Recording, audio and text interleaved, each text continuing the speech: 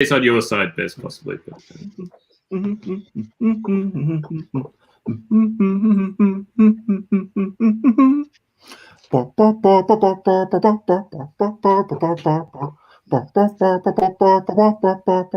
boards.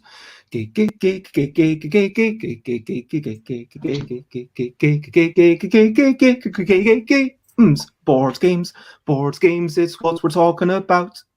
Board games, I'm not gonna shout.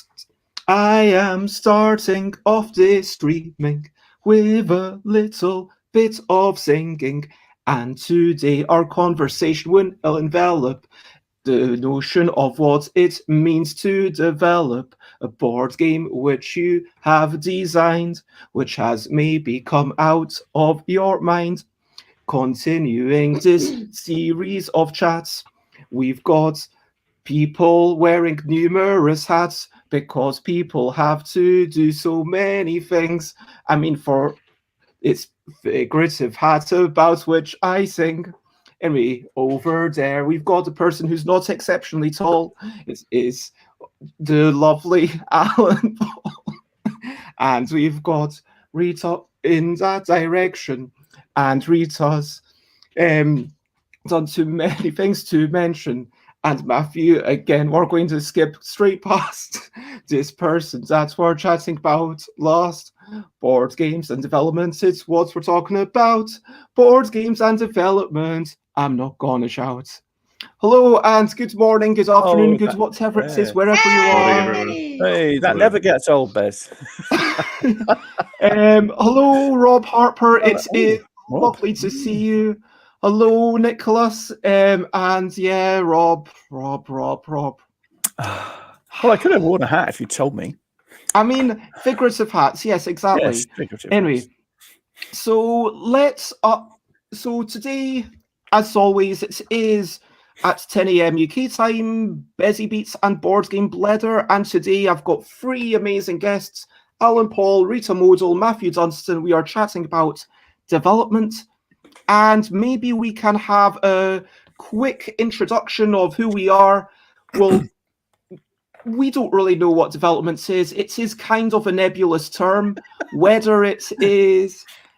Are you disagreeing, Matthew? Do you know exactly what it is? You're putting words in our mouth here, aren't you? There's a difference between not knowing anything about it and not knowing... let's say we're somewhere in the middle, and otherwise this discussion is going to be a bit moot. Yeah. Well, we've all done some degree... So I've definitely developed a game because I've been paid for doing it, and I hope I did it. Because, you know, many of those games were published. And so I guess I've done development. And Alan Paull, I believe, is currently doing development. I believe I am, yes. This thing here kind of indicates that I am doing development of a Matthew games I mention every time. What's happened to Rita? Where's she gone? Rita's come back. Oh, hooray! Oh. So, Matthew, you have designed many games. Have you also done development officially? I have. I was hired once to do a little bit of development and feedback on some existing designs, and you know, you've participated with development process with publishers, even if you are the designer. So I think that's experience with that. Although I hear that, no, it depends on the designer in question. Sometimes the designer kind of gives it, and then it depends on the publisher as well. So yeah. Rita, have you done development, would you say? Yes. Okay. Good.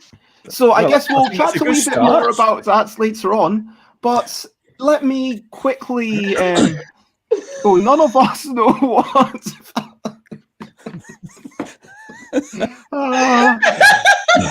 Yeah, this has turned the line from self-deprecating to suggesting an utter lack of knowledge, which maybe isn't quite fair to us. Rob, you'll have to realise that we're always making something up. That's the whole point. I mean, that's what game design's all about. It's all about making something up. The notion of exactly what development is, it's not an agreed upon term. That's basically what I'm trying to say. That it's not like there's any clear industry standard of this is what development is, this is design. It's like a blurry line between design and development, and we'll get into that. But let's have a very quick introduction to who are these amazing people, and let's go clockwise. So Alan and then Matthew. Yeah. I'm Alan Paull. Hello, everybody. I am a game designer and publisher for Surprise Dare Games. And I've been doing this for years. And I'm currently working on Kingmaker, and I'm working on our Pocket Campaigns series of games. They are currently, some of them, in development. Ooh! And hello, CD. It says lovely to see you. Actually, I heard Stephen Bonacore saying slightly false things about WillyCon, basically suggesting that WillyCon didn't run last year. But I was going to talk to you, connect to you, so that you could see if Stephen wanted to get some information to set the record straight. But I hope that you're generally well over there in New Zealand, and lots of love. But Matthew, what are you up to recently? Who are you? I'm Matthew Dunstan. I'm a board game designer. I'm Australian, so it's nice to see some other Antipodean viewers of the stream. But I live in the Czech Republic at the moment. And yeah, I've designed lots of different games. And yes, I'm involved in development on some active projects with publishers. Yeah, and I stream as well. Shout out as well. Every Monday, Wednesdays, and Fridays. Yeah, 4 p.m. GMT on Monday and Friday, 9 a.m. GMT just before Bears on Wednesday. And hello, Timmy. It is lovely to see you. I hope you are generally well this morning. And finally, in our motley crew, we've got Rita. Hi. What's meant to be? Yeah, I'm Rita. I'm also a board game designer, and I'm currently designing a board game with Bears and Tis, and I think now we are changing to the development part. Maybe. Ooh, very interesting. Oh. So, yeah, this is the question. We will today get into what is development and try and work out, what we're even talking about, what other people consider development. I mean, why definitions even matter. But then we'll talk about, the refinement, what developing for a publisher, but also developing our own game potentially, if we can give it that label. And so, yeah, that is that. And we've got another person from New Zealand. So hello, Designer Cardboard. It is lovely to see you. I don't know where CH is. And Nova Scotia, Wellington. We are very international today, which is a lovely thing to see.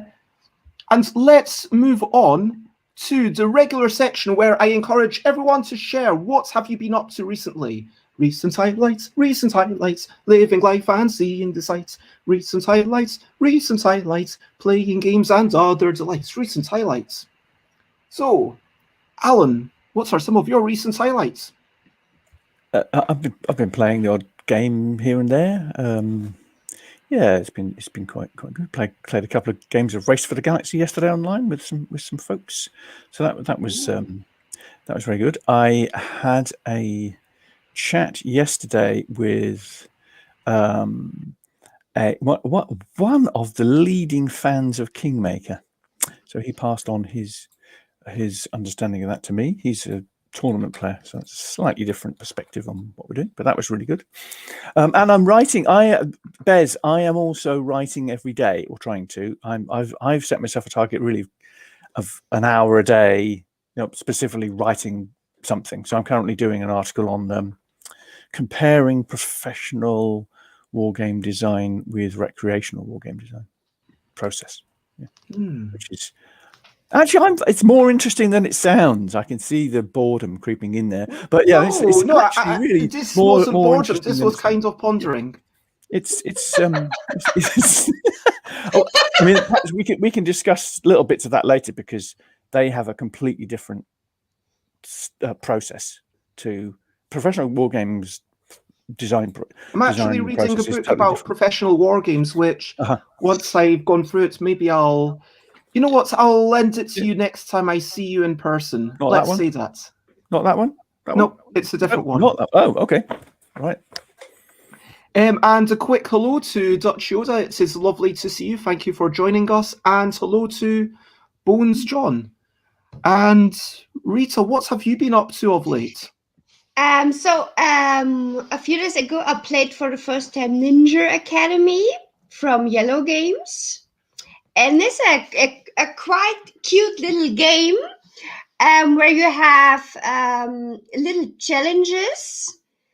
So every round is a new challenge, and it's very, very, very funny. So if you like a little bit dexterity, it's a lot of dexterity, but also I don't know what you say, schnick, schnack, schnuck. Schnick, schnack, schnuck. Scissors, paper. Rock, paper, scissors. Paper, scissors. Yes. Yeah.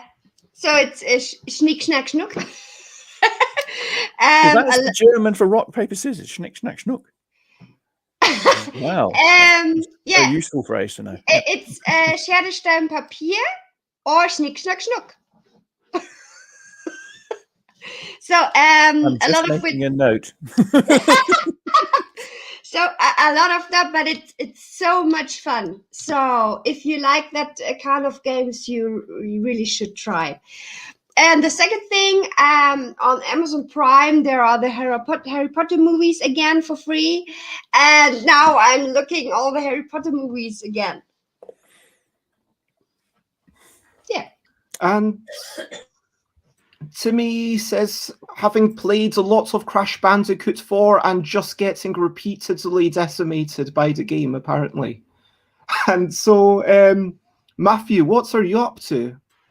Yeah, I mean, I've been recovering a bit from illness, so it's sort of slow going for me a bit. But we had a really nice Easter here. Actually, for me, Easter, I get to experience all the kind of slightly new to me, although we've had them before in the Czech Republic, but it's still somewhat of a novelty. So baking lots of interesting things, which you do for Easter, which was really nice, and be playing some games, a bit of Great Western Trail, Ticket to Ride, actually, weirdly enough. Interesting to actually play a physical copy, which I have a very long time ago when my first game was published by Days of Wonder. They let me into their storeroom and they let me take whatever game I wanted, as many games as I wanted. And I left, I think, with 8 boxes from their storeroom. Somehow tried to take the Eurostar with like this amount of stuff. Anyway, but it's nice to play. So we're playing Nordic countries, which as 2 players is you have to be very understanding as a couple to not get too angry with each other when you inevitably get in each other's way. And the final thing is I introduced Teresa, my partner, to Parks and Recreation on Netflix. Yeah, I think it's on Netflix, which is interesting. But I'm enjoying it. That's one that I've never watched myself, but no, I'm definitely wanting to check out when I can. Well, there's the famous Cones of Dunshire, of course. That's from Parks and Recreation. But it's also, if you like The Office, if you know The Office, it's by the same people as The Office, or the US Office at least. Okay. It's a similar kind of sense of humor. Anyway. And Rob says that Stir highlights his having the week off from the day job, actually having a chance to catch this stream. That's very kind of you, and thank you very much. Lots of love. And apparently there was a 2015 movie called Schnick, Schnack, Schnuck. Nicholas has enjoyed the other media that's been put out by, is that by the same writer or by the same publisher of the people who do? I don't know anything about Humble Pie.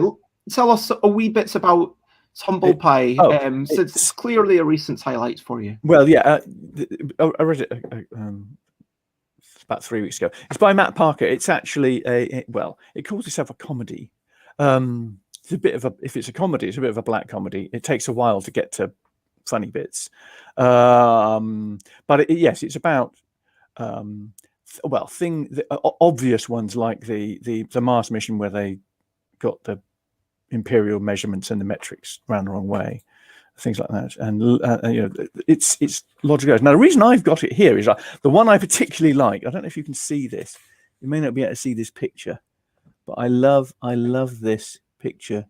This is often cogs are used to show how things work together. It's Yeah. like talking. But if you look at that, making cogs great again. It's a good joke, because if you have 3 cogs like that, you can't move them. They literally are locked together. Yeah, you can't move them. And I was thinking that's quite applicable to games design, really, because what we're trying to do is not have cogs like that. But it's a commonly used marketing thing, that particular one. And what this is a really good example here. That's better, because there you've got on the left hand side, you've got the cogs locked together. But if you separate to make them 3D, then you can see, now those 3 cogs actually work like cogs. So that's what we're aiming at. We're aiming at 3D cogs. Yeah. Anyway, so that's why I recommend that. It's got some. I mean, it's full of anecdotes and vignettes and interesting stories about mistakes. So it's more an amusing book and an intriguing and a book that will sate your curiosity rather than something that will make you laugh. Yes, I think so. There are bits that make you laugh, but it's not. Yes, it's not one of those books which is packed full of jokes and stuff. It's got interesting scientific little catches. Yeah, well worth a read. And hello, Martyrix. We are just chatting about our recent highlights. My personal recent highlights were definitely, getting out, had a nice walk today, went up the hill, went down the hill, and then came back. So I went up the hill again, and then went down the hill, and then came over here. Had some good sights. I went up a few stairs of the university building. It's round the back where I'm not sure if I'm meant to go, but no one's there, and there's no sign saying don't go here. So I think it's all good. It's just that I'm not actually going inside any building. It's just at the top of the stairs. You get a beautiful view over the city. And so that felt like a small achievement. Getting a bit of sun, even though my hands were figuratively freezing. And of course, playing a bit of Dinosaurs Love Spicy Pies with my dad, which was a bit of playtesting, which was lovely. And so, those are my recent highlights. And if anyone else wants to chuck in anything, then feel free to. Otherwise, let's move on to the questionably quick questions. So does anyone have any questionably quick questions? Because if you do, you better get it in quickly into this section.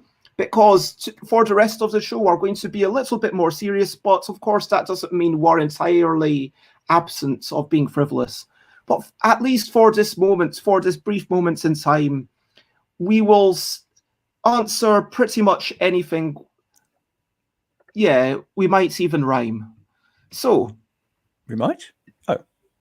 Rita, when is the next test of the dinosaur game? Asks Martyrix. So you mean online with Bess and Tiss?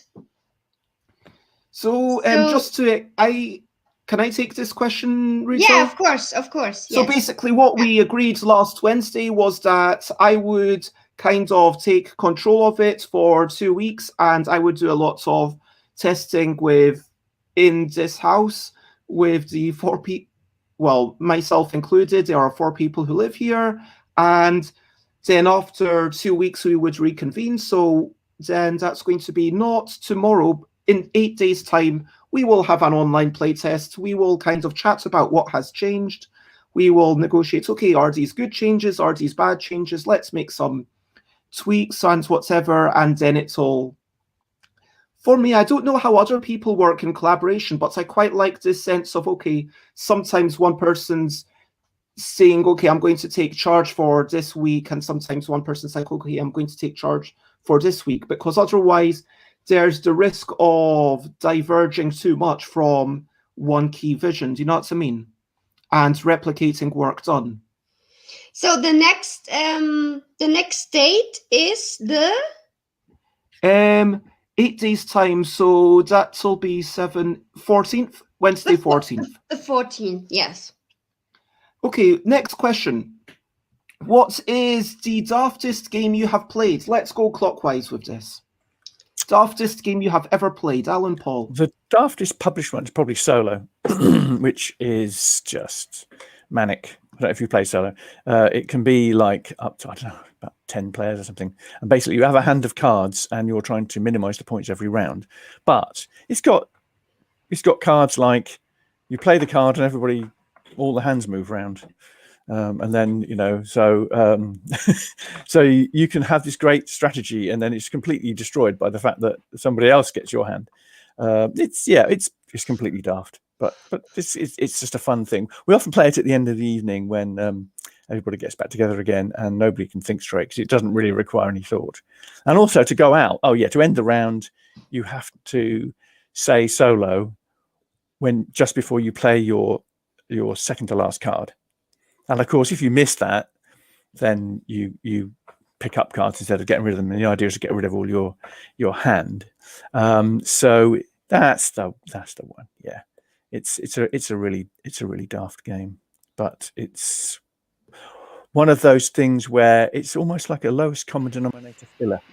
sometimes. It very much felt like Uno taken to an extreme to me. Yeah. It was too much randomness for me personally. Oh, but yeah, that's in a sense that's the whole point, because you can get dumped in it. Like somebody, you're just about to go out, but you've got one card left. You're just about to go out, and as you do that, somebody switches all the cards around, and then they go out, and you end up with like shed loads of points, which you're not supposed to get. It's just a daft game. It's really daft. I mean, I at one point I thought, do I actually ever want to play this again? But I thought, well, why not? It's just a bit of fun. It's almost completely random. Of course, online it's even dafter because you get delay. you get delay on the action. So one of the things about Solo is that it's just got colors and numbers, and you can play this. If you've got exactly the same card that's played, you can jump in and play it. But if you've got a bit of latency on the link on your online, you can try to, and it'll just say, no, you can't do that because it's too late. So yeah, it's even dafter online. So if you try to take it seriously, you're probably not playing the right game. But that's my daftest game. It's fair.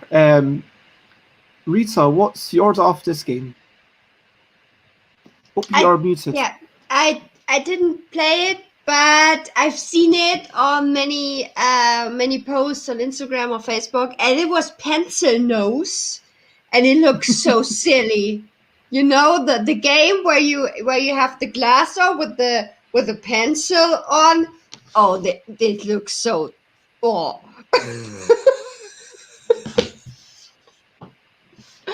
Yeah, but I haven't played it, and I don't know if I want to play it.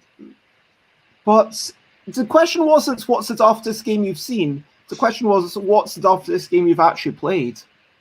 And if you want to pass, I'll because if we're including prototypes, I would say about 10 iterations before Inner Bind went to Kickstarter, it was a lot more silly. So back in the days where you had to do sit-ups and you had to start doing grinds and you had to kind of hop around the table. So it was a bit more extreme. And then it was like, yeah, this is too much. I'm just, this is, and so I really toned it down a lot. There's even Yogi Guru, which Yogi Guru was kind of, I don't know, it's relatively restrained compared to what it used to be, where every single card was almost like its own version of, let's have a ridiculous challenge. One of them was make a noise.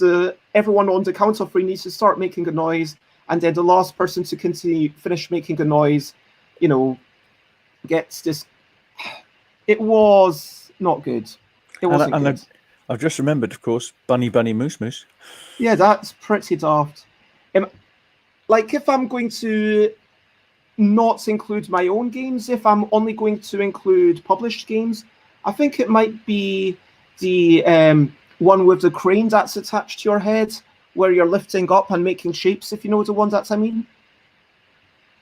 But anyway, Matt, I know you know this one. So what's the daftest game you've played? I would say it's a tie. They're both anything by the Terrible Games folks. So I've played both War on Terror and Crunch. In Crunch, you're playing like finance managers who are trying to stash all their assets offshore before the game ends, which is modeled by you stuffing any of the cards are assets, and you can hide them anywhere on your person. And just at the end of the game, the person who's hidden the most cards on them without anybody working it out wins. And War on Terror is, for those who don't know, I just encourage you to look it up, is completely bonkers. There's a balaclava which says evil, and somebody is the terrorist player once each round. And there was a point in the time we played where Brett Gilbert just decided that we were going to have holy nuclear Armageddon or something, and it was just some specific combination between two cards. Anyway, it was completely bonkers. So I think I've ever really played anything like it. So would recommend though. Yeah, those games they produce some very interesting games. They're always trying to make a point. That's War on Terror is actually a bit, for what it is a bit too long, but it kind of has to be like that. Yeah, it's one of those kind of games which I'd say like you definitely have to play once, but you don't really need to play it more than once. Yes, I've got Crunch, but I've never played it. Oh, it's a good bit of fun. It reminds me there's a less daft game from Dry Magerspiel, the Cheating Moths game, where you have to like drop cards. You can drop cards on the floor, and you like to try and get rid of them. You know, it's a little bit like that. I mean, I love Mughal Mozza, but War on Terror is quite different, I think. A quick hello to Frank. It's lovely to see you. And L'Adre Noir, thank you for joining us as well. And in case anyone's wondering what War on Terror looks like. Oh, yes, it was the only game like classified as a weapon. I think it was seized during a raid on I don't know if there was a drug raid or something, and they had one of these typical photos where they photograph everything that they claimed from the house. So there were like all these weapons, there were drugs, and then there was a copy of War on Terror in this photo in like the Guardian or something. I don't remember. Or BBC. Wasn't it banned from Spiel or something? They were banned from Spiel. They were banned from Spiel. That's right. Which I think was a big bonus for them actually. Yeah. And Sheeran was the. So that's really interesting. So Spiel, you are allowed to make games about dropping soap and all that, and you are allowed to make games. So presumably it was the theme of the game that they said no, you can't have that here. As far as I remember, yeah. I mean, this was quite a while ago, and anyway, maybe you should, Bez. You should try to get Andrew on and as an interview. I think he'd be incredible to chat to actually if you get a chance. I chatted to Andrew actually on the phone not too long ago. I was just walking around, and then we had a nice chat for literally about 2 hours on the phone. And I was like, "Oh, you should come on the show." And Andrew was like, "Oh, I don't know. I think Andrew." But well, he's a bit too serious, is he? I don't know. I would love to have Andrew Sheeran on. Yeah, I'm sure he could tell the story, but I think there's bits from either side. You know, there's okay. We should have a session on banned games. Let's banned games. Let's crack on, and I'm going to close the questionably quick questions, but I am going to say, acknowledge that the weights of Gloomhaven could definitely be a lethal weapon, and to quickly, what theme are you missing in tabletop games? Is there any theme that you would like to see more of? And first thing that comes to my mind is discrimination. I know that I'm making a game about that, but I would like to see more people doing this in games. Matthew? That's a tricky one. I mean, it'd be nice to see more science-based games, like what Genius Games is doing, and that kind of engage more with the actual the topic of science rather than necessarily about the kind of historical context of science. I think there'd be quite a few games which would be more or less like thematic or not, but yeah, it'd be nice to sort of engage with interesting scientific topics as a real game. Alan, first thing that comes to your head.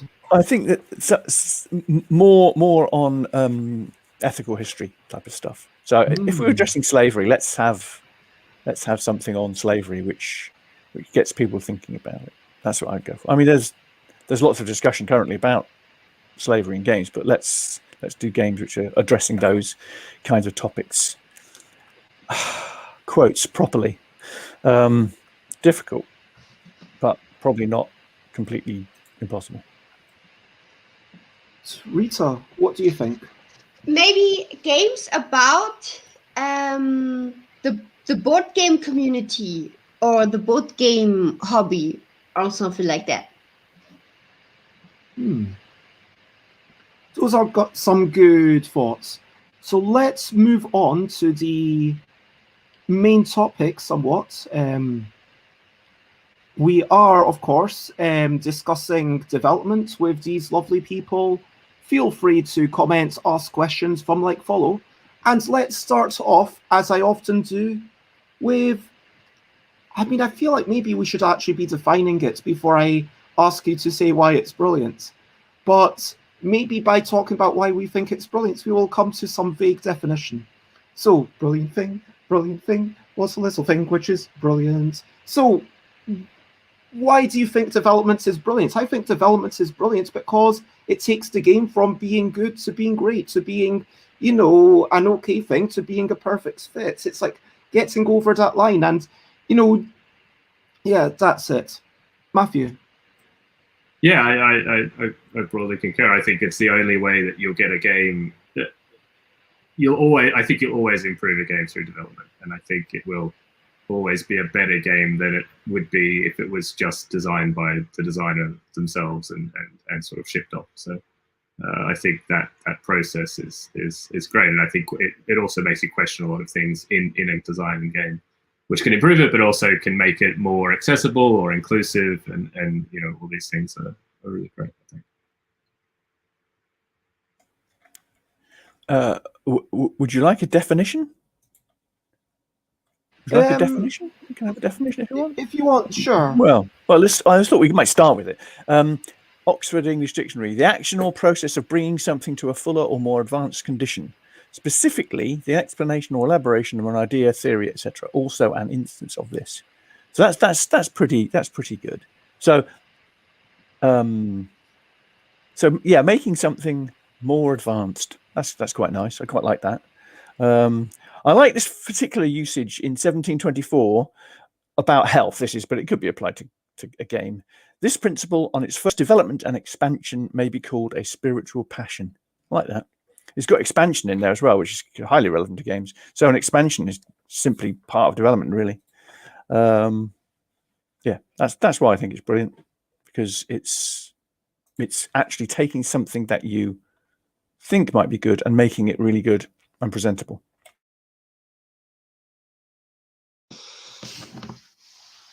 So, normally I would say that's what Bess said, but I say so in Corona times when you don't have so much to do, you can share a lot of time with other people. That's okay. So what you're saying is that because you're doing development with other people, Yeah. you think that it's just a way of having social contact. Yes. That's totally fair. I can, yeah, definitely empathize. And a quick hello to Mike de Grief, a proper hello to Jay Foolsguard, and I would actually agree with this as well. But yeah, we're chatting about developments, and so we've alluded to what it is, or explicitly stated in the case of Alan. But for those who are not Alan Paull, shall we try and talk? And also, Alan, you can feel free to join in, but shall we try and work out what is our own definition? I mean, for me, I know it's incredibly vague, but I consider design to be the nature of working out what the game should be and trying to make something so that it's a good game. But then there's a stage in between where you're like, okay, now I know. Now we have had a vision. We've established what the game's trying to be. We know we've decided maybe this is through some outside force, maybe it's the same person in the case of self-publishing, where you say, okay, this is my target audience, this is what it's trying to be, and I'm trying to now make the game the best version of itself given this target audience, given these constraints, and it's kind of synonymous with refinement in my mind, if I'm being honest. How would you feel with that, Rita? For me, development mostly means that if the game is you have a contract with a publisher and you're working with the publisher on the game. So that's I think that's my definition of development. Yeah.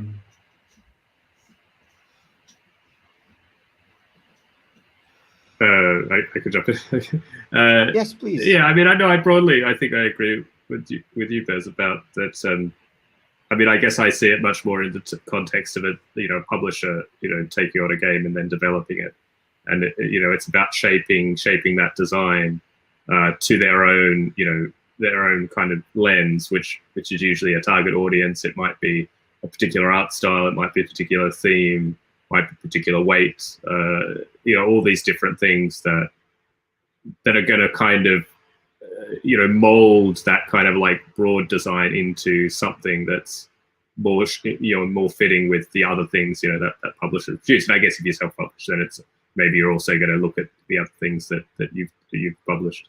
And I think the other point that maybe is to do with development is also kind of this kind of idea of stress testing. I mean, in that you have a pretty stable design, it's not changing too much, so you can really put it through its paces and try and find all those edge cases or as best you can and try and it's sort of like bug fixing almost, debugging, you could almost think of it in some way of games. And I'd say that's also part of development to an extent. So, Alan, we've already had a dictionary definition from you. Anything more that you want to say? We've talked about refinement, about adapting to the publisher's vision, maybe a second set of eyes, bug fixing. Anything more, Alan?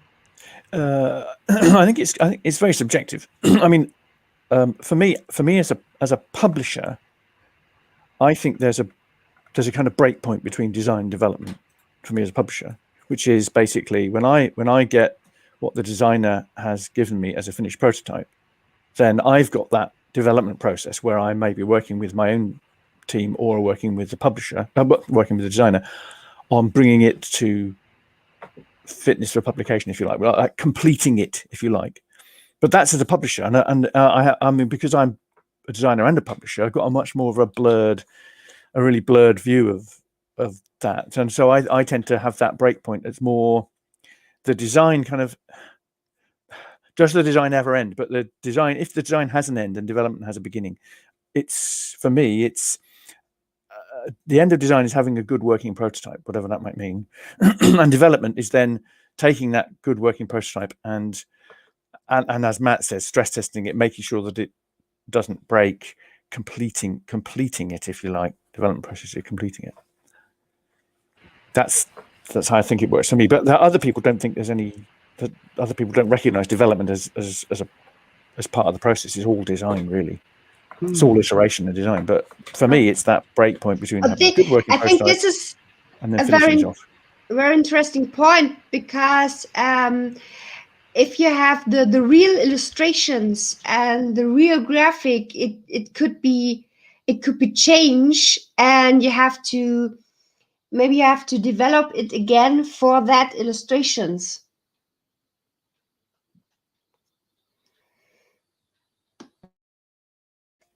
I do have a nice little diagram, if that helps, or maybe later.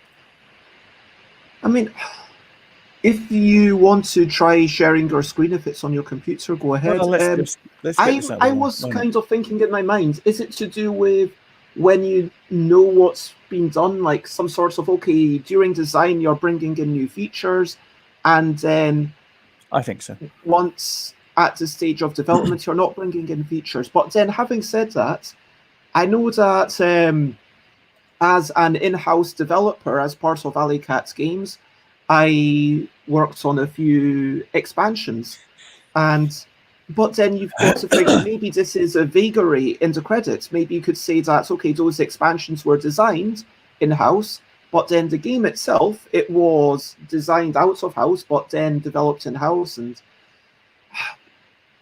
yeah, ideally, if you want to break it down, if you ignore the fact that, yes, there's deluxe versions of a game on Kickstarter that come out with these 8 extra cards that have to have this big gameplay potential because they have to have some crazy effect that totally changes everything. And if the designer hasn't put that in there and the publisher wants something like that, then for sure that's got to be done in-house. Is that development? Is that design of secondary parts of is that expansion design? Is that even an expansion, considering that it's just a Kickstarter bonus that's intended to never really be sold afterwards? And these market requirements very much blur the process to my mind. But if it was a straight, okay, we are giving this game, we've made a good working prototype, as you say, Alan, we understand exactly what's happening, we're not introducing any features, there's no more feature creep at this point, maybe that's where development starts. Bones and Banners, hello, says development is the realization of a design. And let's look at your little diagram here. Yeah, this is a diagram I've done for kind of a model of my process, if you like, as a hobby game designer. So the development side on the right hand side. So the basics of that I've got as amend, make, playtest, evaluate, with the objective of finishing. In a way, the middle bit, the design your game to develop your game, that arrow is really, really undefined. There isn't really necessarily a clear breakpoint for me between design and develop, because design has that create, test, evaluate, which is very, very similar to amend, make, play, test, evaluate. It's really, I just feel that the design process there is much messier.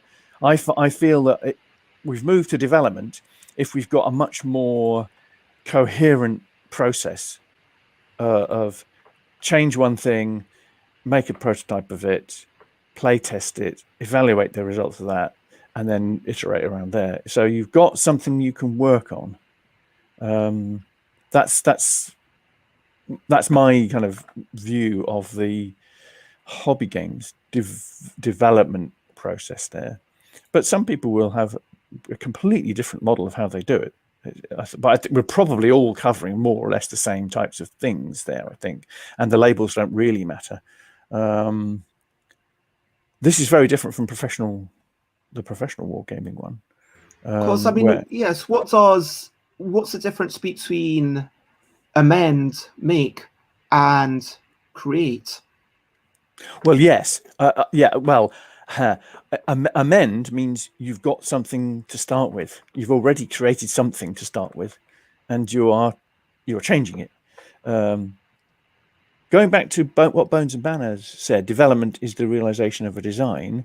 That's very much the approach that the professional wargamers take. So for professional wargame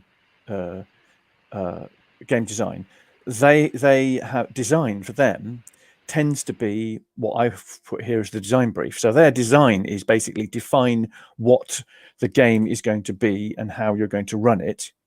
And then development is all realization of that. So for professional war games, developing is actually making what we would think of as making the game. It's actually putting the mechanics in and working out exactly how it's going to work. We've not been discussing development in that sense. We've been discussing development as once you've got something, you're iterating, refining it.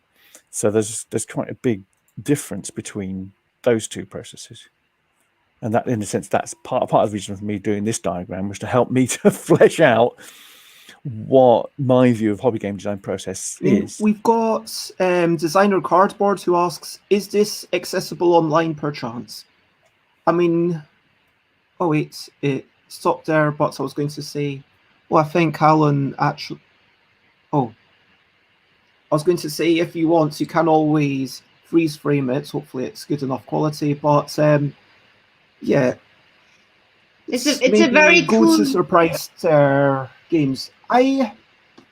It will I be kind of available feel on my like blog at the in due point where course. you've got a solid design brief and you're working on spec, rather than speculatively and doing some sort of vague vision, that feels like you're kind of getting into development once you've got Do a we solid. just lose Bess? Or Can you hear me? oh, Can you hear me? wait, you're back Yes. now, Bess. Yep, I can hear you. Yep. Okay. I was just saying that because in the diagram that we just saw from Alan, because there's this point of a design brief, and I have worked on commission from King's College London, which was a great project. Thank you, Sarah Jury, who invited me to be part of that, and we were making a LARP. And in the initial contract that we had, it was incredibly vague. And I would almost posit that at the point where we say, okay, this is exactly what we've got, and we had a working prototype, once both of those things are true, once you've got a design document that isn't going to change, and you've got a working prototype, I would say at that point you're in development in a very loose sense, for the purposes of this conversation at least. Yeah, I think you're on to something about that. I sort of think as design is sort of like you're sort of moving outwards, like you're designing something, an idea is getting bigger and bigger and has a lot of freedom, and development is the point where you start putting walls on that, or you start saying, I need this piece to fit into this hole, or I need, it's sort of, I think one is much more like inspiration driven. It's like anything is possible, and then development is much more sort of targeted and sort of output driven. It's sort of what do I want to end up at the end, or what am I aiming for, or what does this have to look like at the end? I think when you start, it's something about the questions you ask about a game, I think, will also determine whether you're design and development. Are you talking about, I think when you're talking about is a game fun, I think you're still kind of in design, to be honest, or something like that, because it's not really what it is yet. But if you start going like, well, does this play well at 2, or is this game easily to learn? Then I think you're starting to get into development. It's those sort of targeted questions. Yeah, I think you're right, Matt. I think it's the purpose, the aim, or purpose. The aim of design is to produce something that works and does what your brief. It doesn't have to be a written brief. It can be just your idea in your brain. It does what that idea was. So your aim is to produce something that works. And then development, the aim is to refine what you've got for some other purpose, which might be publication, or it might be just to make you happier with what you've actually produced. So I think those purposes they are different. They are very different. That's why, and in a sense, I'm trying to capture that in the diagram. So that's why I made in the diagram the development little sub-process much more well-defined, whereas the design your game bit is supposed to be quite messy, and you can go in lots of different directions. You can do more research or not. You can jot things down. You can add, amend, or scrap anything at this point. So it's very much, it's supposed to be kind of melting pot of ideas, creation, evaluation, discussing it with other people. All that. It's supposed to be much messier, and whereas development, I mean, I'm certainly finding it with Kingmaker. I consider myself only a developer with Kingmaker, and that is very much, I'm amending the original design, making a prototype, playtesting, and then analyzing it. And I really like what you said, Matthew, and it's really interesting. Foolsguard writes, where you've always got that expansion of ideas. You've always got that ideation, because even when you're getting it as a publisher, even when you might still be potentially open to making a big change. I guess that brings us to how much are you open to. But if there was something that suddenly came into someone's head when the Kickstarter is going to be next week, but hey, you know what? Actually, if we, again, this gets into the notion of design and development for individual structures, like design and development for an expansion, design and development for like Chocolate Factory, which you designed and with Brett, and that was really well made. And I am technically a developer for that. I think I changed like 2 numbers. There was a problem with the replication, with the doubling and the tripling, and I remember that being very overpowered. And I just have finally played the printed version in the second half of last year. So, oh yeah, this is a lot better than I remember it being. But, you know, it wasn't that changed. And I can't remember if the double-sided cards were already there. But certainly when you look at the solo mode that David Digby, you know, I would consider that design. And that's why, you know, on Board Game Geek, it makes sense. And from a crediting point of view, it's really important to have clear credits, clear, okay, this person designed the solo mode. And so people know that, yeah, David Digby is an accomplished designer, and if you want solo modes, then reach out to them. But at the same time, you've always got this kind of possibility of diverging a little bit. And even when you're starting, you've got the you've hopefully got a little bit of a vision, but it's how clear is your vision. And maybe, as Jay Fulsgaard says, that vision continues to crystallize, continues to solidify until at the end, well, it is what it is. It's actually published, and I doubt that in any subsequent printing anyone's ever going to change that game.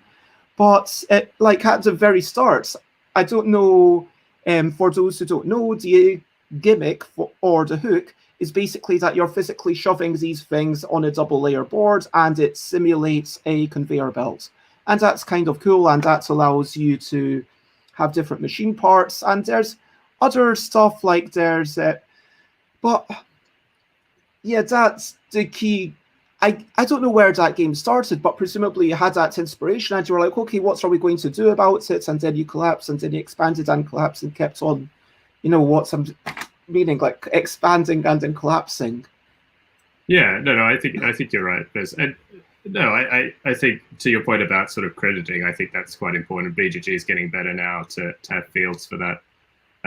And I still think, I think everybody sort of involved in the process, I think would, even though I'm sure, yeah, when you develop, there's always sometimes going to be an element of design. You know, if something's broken and you need something to replace it, you may have to just essentially design something to replace it. But I think most people involved, you know, on the inside of it, they know whether they're starting by, you know, creating something or by essentially editing something that someone else has already done. But yeah, delineating that between, yeah, of course you could have designer of an expansion, developer of expansion, which is separate to the base game or of the solo rules, as in the case of things like that. So yeah, I think that's fine. So we've implicitly talked about the difference between design and development, because that is the key point of confusion. And I really like what Designer Cardboard is saying, that the design is kind of like the script and development is the production. The script can still be tweaked and changed by the producer or by the director, but the core of the film is locked in. And that might be for financial or scheduling reasons. And so I wanted to chat a wee bit about, yeah, what's the difference in skill sets that are required? And is it possible to develop your own game as a self-publisher? Is it possible as a self-publisher? Am I developing? Because I very much consider what I did between the Kickstarter of In a Bind and the release of it to be development, where I had all these cards and the development took me about 1 day. Because, you know, it's a silly game. I don't really care if some cards are overpowered. I don't care if some cards are easier than other cards. You know, no one cares about that in Yogi. But I wanted to make sure, okay, these are the rules of the game. This is set. Now, let's develop this content, make sure that all of these cards can be done at the same time. And it was quite a strenuous process, let me tell you. It was a bit physically demanding. and I made sure that in laboratory conditions, they can all be done simultaneously.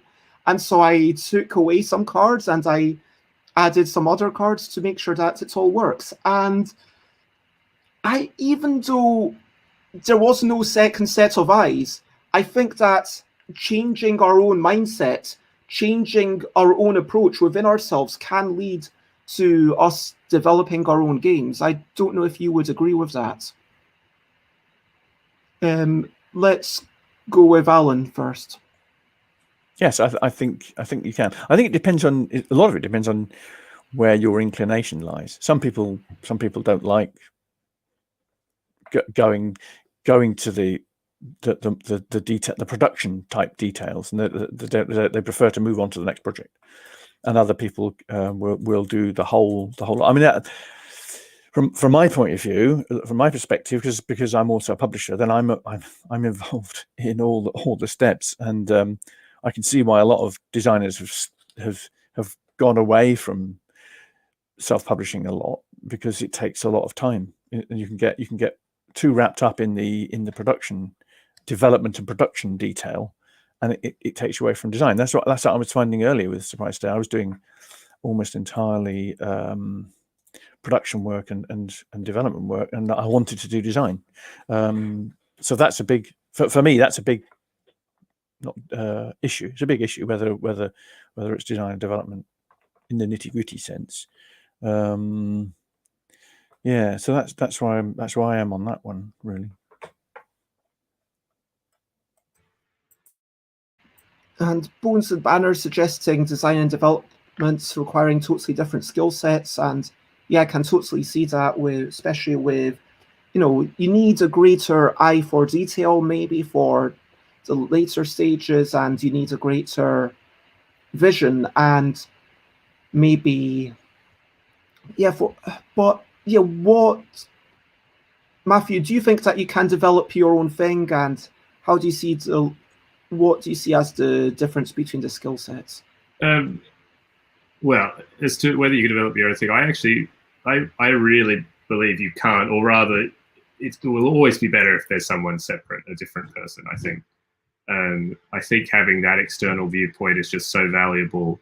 I mean, it's akin to, when you write a document and you're sort of editing it, that you'll often miss some really obvious typos because you're so used to seeing it yourself, and somebody else will come in and have a look at it and they'll immediately spot these typos that you didn't see through many times of reading something. And I think something similar when you've been working with a game, designing it, even developing it, somewhat editing it. Having that external, those new eyes, fresh eyes on it in development. Jay makes a good point in the chat about that ultimately the actions of design and development maybe aren't so useful. They're useful in terms of what they're trying to achieve, but practically as a designer, you're going to be doing both things. You're always going to be reflecting. You're going to be developing, and of course in the industry. Now we're sort of talking, when we're talking about self-publishing versus publishing, then you're sort of starting to talk about people who are employed or who have really specific roles. And that can be useful, actually. I've definitely worked with publishers where there is a real sense that they have developers working on a game. They'll come back with feedback, whether that's based on their own sort of playtesting experience, which is, here's a problem, here's a bug, or they'll say, oh, actually, we really want for this line of games, it really needs to fit 45 minutes, for whatever reason. And then they might come back to us, and then as the designers, we're the ones who maybe will design new content or will change the rules, and then we'll go back and forth. So even there can be iteration sort of between design and developers in that sense of strict roles. Yeah. Rita, what do you think? I'm so sorry. I have something in my eyes. Yeah, so I hope you're okay. I hoped it was something in your eye and not that you hadn't got some bad news or something. No. But it's sometimes it's picky, and sometimes I don't see everything. I don't know. I think it's a hair or something like that. Okay. So for me, it's a difference between design and development, and what Alan just said with I think it depends on the illustrations and the artwork, and so it's different to have a prototype and or to have the the finally artwork with the game, and so the publisher has to test it with the artwork, and a lot of testing. So this is another thing, a lot of testing. And so if you see, okay, maybe we have to change the illustrations or the rules, or writing the rules other ways or something like that. So this is, I think it's very important, what artwork, what graphic design, and this is, for me, has a lot of do with development. So the playing the game with the final design, with the final illustration. I mean, it's really interesting that you talk about the arts integration there. I know that in Magic the Gathering, when they're making a brand new set, I think they actually go through 3 stages now, where they've got one team which is on exploratory design, where they try and achieve the main vision. Then they've got the second one, which is the set design. They're actually now making the cards. And the idea is that at the end of exploratory design, vision design, they just need to know what the set's about. They've done the background. If it's about a Grecian-inspired set, then they will do that research. And they will compile some documents to say, this is what we're doing, and they will have some cards that, okay, these are some good powers to have in these cards. Here's a first, basically it's a first prototype, you might even imagine. And then the second stage is them essentially making an entire card file that plays well, hopefully, and then the third stage is play design. And this is actually 3 completely separate teams. And even though the first 2 were only recently separated, when I say recently, I mean within the last 5 years, and maybe even 3 years or something, but it's been relatively recently separated. So there's a lot of crossover in who does things here and who does things here. And furthermore, there are people on the vision design team who then go on to the next team to have that consistency of vision, to make sure, okay, if there's 5 people on each team, it's not 15 people, it might be a total of 10 people or 12 people, because you want an art representative on this team, you want a dev representative on this team. And that's, with the budgets of Hasbro, I should point out, that is with the budgets of the biggest game ever in the world, biggest, physical game grossing anyway. So it's unrealistic for us to say this, but then when we compare this to our own designs, the question then arises in my mind, is there such a thing as preparing it better for the publisher, preparing it better for that act of development, and making sure that our designs are developed? Do you know what I'm trying to drive at? And so Alan, yeah. you look like I think there's two. I think we're looking at 2 types of development here, aren't we? I think what Rita was saying, and I agree, development for publication, and what Matt was saying as well, that there's that more or less iterative process working with the publisher, depending on whether they want to work with you or not on development. So, but that's specifically development for publication. So it's saying, right, this is going to be the final artwork. These are actually the components. This is the component size stuff. And so that is the aim of that is development for publication, to make it fit for publishing. But then we've also got this, what we've, I think, identified as a separate development process, which is development. Almost, it's like development for pitching. It's saying, right, I've got this working prototype, which I think is good. How much more work do I need to do on it to make it fit to pitch? And you could argue, it's a perfectly reasonable argument. You could just say, well, that's all that is just part of design. You could just argue that the design isn't finished until you're ready to pitch it. In which case, you've got a much cleaner and neater definition of what development is. And obviously, there will be some iteration between development for publishing and design if you take that approach. Now, I prefer to have this separate, develop your game sub process, if you like, because I think that in my mind, at least, there is a separation between the whole messy, unconfined, issue driven designing your game thing, which is very personal and very well, I say it's messy. It's not very coherent in a lot of cases, and then a separate development process when you've got something which you're reasonably happy with, whatever that might mean, and then you're refining it. So that process of refinement of something you've already got, I think I identified that as developing it rather than designing it. But then, in a sense, those definitions don't really matter all that much, because you're still doing those. You're still having those thoughts, still doing those processes. I mean, it's sort of interesting. The more and more in terms of like where's that gap when you pitch and have your finished designs. I actually really take the view more and more that it's actually great to have a publisher on board very early on in the process. Even I would say a lot of I've certainly pitched some games where you would say even the design isn't finished. I think this isn't the case where perhaps the design is a very clear, simple idea, but a lot of the work or a lot of the novelty is going to be in the implementation. There's a game which will be released soon, for example, which relies heavily on audio. So it was going to use an app and it would have audio, and what we knew was that it wouldn't make sense to design and even develop the game ourselves before we had pitched it, because it was going to be so dependent on what a publisher was able to do with that game in terms of implementing it and developing it. So we pitched it very early, and then actually I would say that design and development much more in parallel, involving both publisher and designer, because that is the kind of just the most efficient way to do it in that case. Of course, you could have gone through a process where you kind of did a full design and even made a rough app yourself, then pitched it, but of course you're kind of duplicating a certain amount of work. If the publisher doesn't like it, then you've got to go through everything.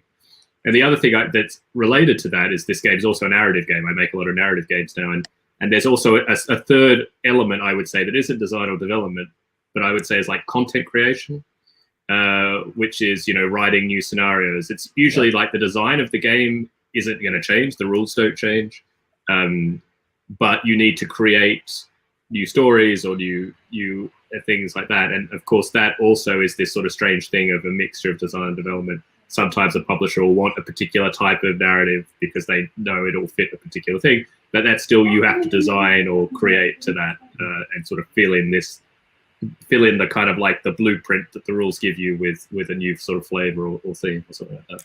Yeah, you're right, Matt. I mean, with our Pocket Campaign series, I'm working with Rob on his new one, and I'm working with Dave Mortimer on his new one, and those designs are not yet finished. So there isn't a clear separation between design and development. But I wouldn't tread on. I'm not treading on their. Oh, I hope Rob will tell me. I hope I'm not treading on their toes in terms of the design. I restrict myself to looking at it from the development point of view. So there is that purpose again. And we're planning to work on one. But when you talk about content creation, this is a really interesting thing, because that's analogous. Let's look at Magic the Gathering again. The core rules of there, yes, they continue to change. There are changes that they have every maybe 6 years or 10 years where they say, okay, actually the stack now works in this way. Okay, we've got this new rule that we're actually literally going to change what legendary means in this game, or how fighting works. And they have made some meaningful changes, not overhauling the entire thing, but continuing to refine the core rules.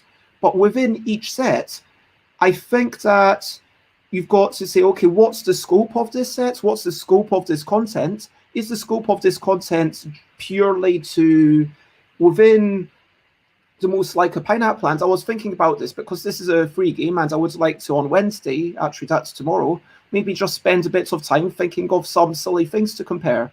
And that is content creation, but it's not within itself. Those aren't generating any new rules. Whereas if it's something where the cards can contain rules because there's enough words on those cards, frankly, even Yogi, I mean, okay, the blue cards and the purple cards that were in Yogi Guru, they actually had to have a little line in the rule sheet. But let's say it was only orange and green and it was like, okay, there's no wild cards. This is what you do.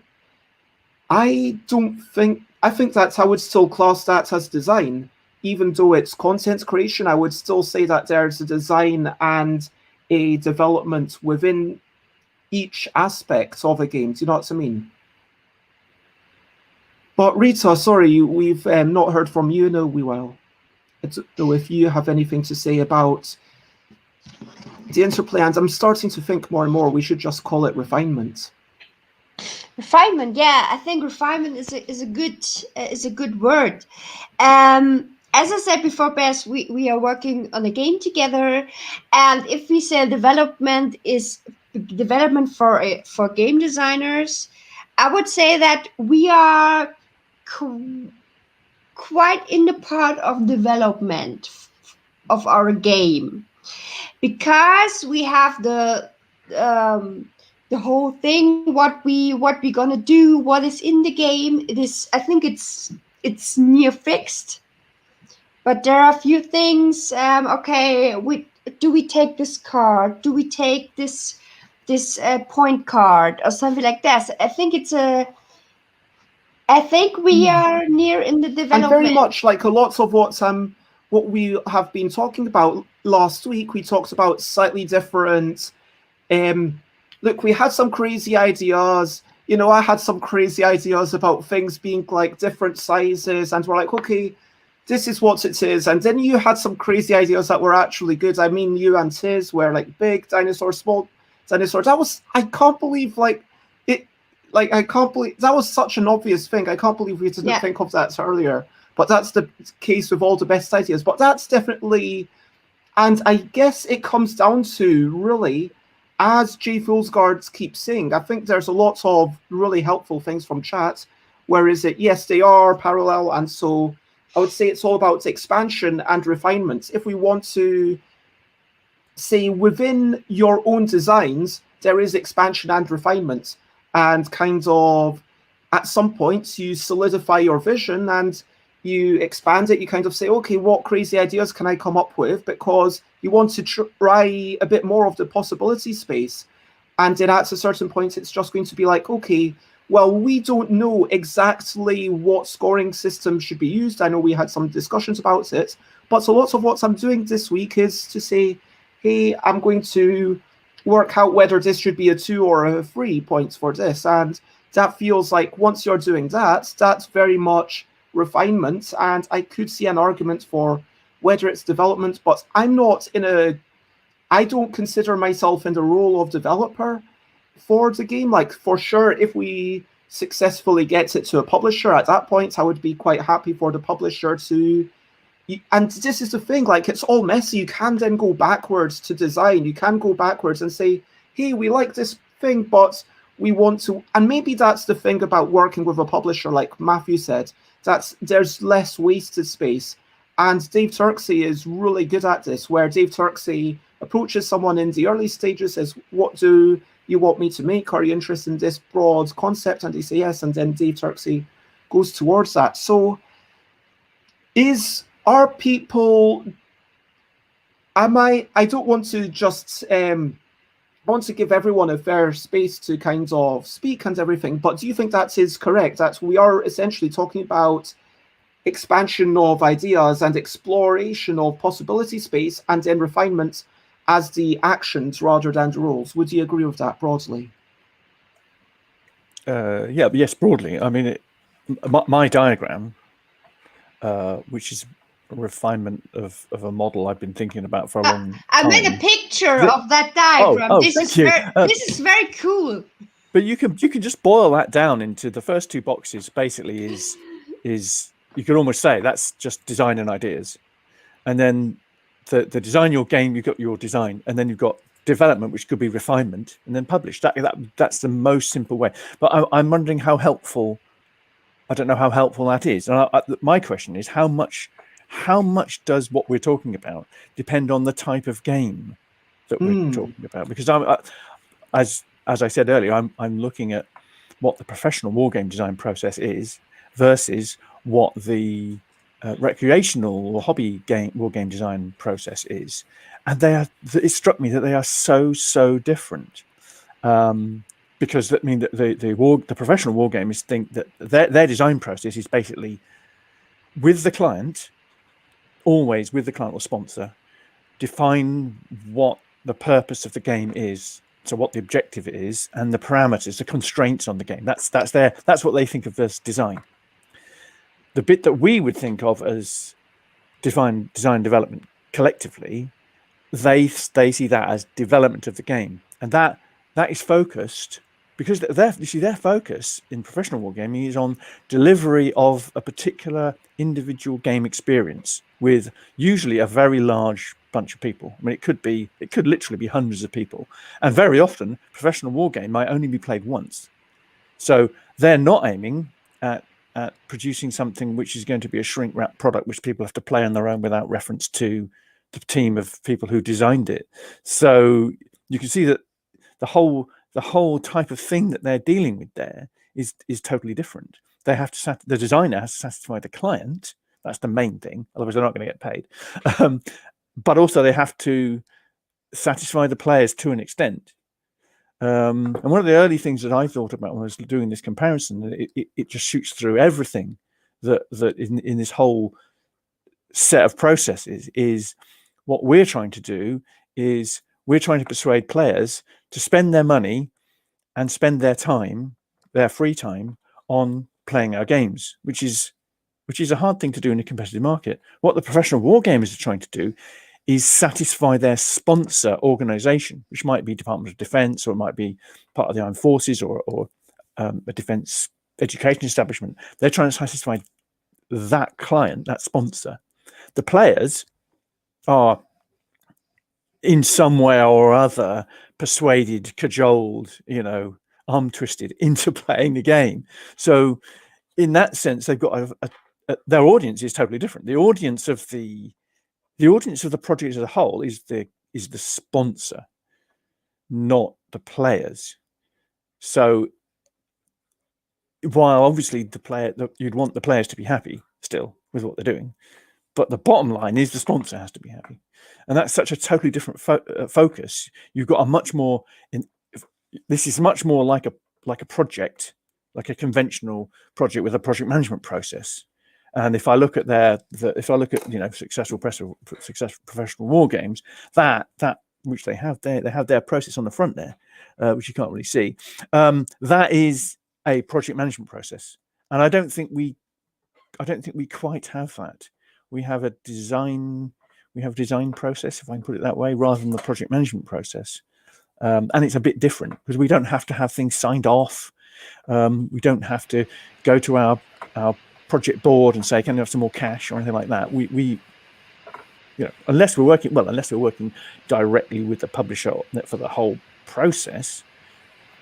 Well, I would say what Alan said at the first time. How big is the game? What is it? What is the time? Or is it an expert game or it is a short family game? So I think if it's an expert game, the development part is so much bigger than for a family game. So for a family game, the game design and the development has to be very clear and very finished, as it has to be for an expert game. What do you think? Sorry, I'll let Matthew go. No, go, Bess. It's fine. I was just going to say, I can definitely see that. I would agree. I mean, taking it to an extreme, yes. Yogi, where, again, if there's a card that is a bit more difficult, and I know that there are cards more difficult in Yogi. One finger touching nose is not as difficult as one hand on a knee, and there are certain cards that, if you look into the deck, especially late in the game, if you've got one eye closed, that's going to be such an easy card to do compared to anything else that actually requires you to balance the cards. And that sort of balance not being required means that there's, yes, it's there to provide the emotional payoff, and I think that's actually a good thing for the game, having that wide thing, but I don't think it matters to a certain degree. I don't think it's quite as important as it would be for a game that's actually a serious test of mental acuity, of trying to work out how to put your engine together and trying to turn this resource into that resource and turning that resource into that resource and turning that resource into points. I mean, those sorts of, yeah. Matthew. Yeah, I don't know. No, I do. I think I agree, Rita. Just certainly, depending on the weight of the game, it's just, you know, how many levers are you pulling, and how many things can you sort of change without changing the core experience. And, you know, with a family game, it often works. It either works or it doesn't, and sort of no amount of development is going to sort of change that fact to a certain degree. Whereas obviously, yeah, with a more sort of expert gamer game, there are a lot of levers, a lot of knobs you can turn without really changing the core experience, but that might, you know, improve the how it plays. So no, I think it means different things with different styles of games, and as I was saying, also with narrative games, the content creation, also that idea of design development also changes. So, especially with games that you can only playtest once, you know, that'll, you know, it changes how you can iterate, and obviously working with publishers, you have a much, you know, more resources to sort of do that essentially. Yeah, going back to the type of game, I think depending on the type of game, that publish box is quite a can of worms. So I mean, if for your game you're starting by working with a publisher, then that publish box includes huge amounts of stuff about development, and you'll go back and forth a lot. If they're heavily involved, that's almost like what I was talking about in successful professional wargaming. It's almost everything is in the publish box. It's just that you're involved intimately with the publishing process. Whereas if you've got a very, very, very well developed game where you're just pitching it and they take it and they do what they like with it, you've got a clear differentiation of tasks, a much better differentiation of tasks. And you know, in a lot of cases you may not be involved at all. I'm just thinking of the example of Upfront, which I think I mentioned in the very, very early one of these sessions. Upfront, which is a very famous card-based war game. The designer, when he finished the design, passed it across to Avalon Hill, and they did so much development work on it, he more or less said, I don't want to be involved in this because it's not the game I designed. So that's at one extreme. Whereas, you know, there are other games, like you'd almost say with the Kingmaker game I'm doing now, I'm involved with this as a developer, but working closely with Gibsons and what they want, and working a bit with the original designer as well. It's a very different process. And like, talking about someone who's had their game taken in such a different direction, Rob asks a very practical question of personal preferences. Do you have a preference for either handing over a design for someone else to develop, or being deeply involved in the development process yourself? I mean, personally, I think this is such a cop-out answer, but I think it matters from project to project for me. Like, there are certain projects that I care more about, that I would like to be more involved in, and there are certain projects where I have pitched things and they have been accepted, where it was something that I did with the view of trying to do it for money, frankly, where it was like, yes, this is a thing that can reach a very big audience, and I'm not against being involved, but the only purpose of me being involved in that situation is if I can continue to help the game. So I would prefer them to at least say, hey, this is what we're changing. So because two minds are often better than one. And if someone says, hey, this is what we're changing, I might be able to say, hey, whoa, wait a minute, that actually changes this other thing in the game. Have you considered that? Because if so, then cool. But if not, then try and consider that. But 99% of the time I'd be like, yeah, sure, that sounds great. Yeah, sure, that sounds great. And it's but from something that I'm more emotionally involved in, so for example, Seize the Power, which is a big emotional thing, and there's not just an aspect of I want this game to reach many people and be produced well. Of course I do, but at the same time, I still want it to reflect my values, because when it is a game about a sensitive subject, when it's a game about discrimination, subjugation of power, and imbalances, that's something, even though it's ostensibly all about aliens, it does reflect a certain worldview. And part of the reason I signed it with ITB is that I trust them to have that similar worldview. But yeah, I'm happy for them to go on, but I would like to be a wee bit involved. So for me, it depends project to project. Alan, do you have a strong preference in general? I agree with you. I agree with you on that, Bez. Yeah, if they want me involved, I'd be happy to be involved. Are you upset if a publisher were to make changes or introduce new content into the game and not let you know? It depends on the level of trust and the level of confidence between the parties. I think for me, which is similar to what you were saying. If you have confidence that they'll not do something really against the spirit of the design, then you go along with it. If it's somebody if it's a company you think might make some horrendous mistake or other, then you'd want to be involved. So it depends project to project, I find. I mean, I think I would always want to be told what's happening before it was actually published, even if I don't have any final say. I would want to have it that everything is. I am kept abreast of changes. I would certainly prefer that, but I wouldn't lose any sleep over it. Yeah, that's fair. I broadly agree. I think anytime, I mean, again, I'm kind of for the thing of always working with a publisher. It just depends. I think you have to feel out what that relationship is going to be like. It's never a clean cut between are you involved or not. There are lots of different aspects to that relationship. If a publisher asks you for changes and you make them, do they make those changes? Do they listen to your input? Do they, are they playtesting or they expect you to do playtesting?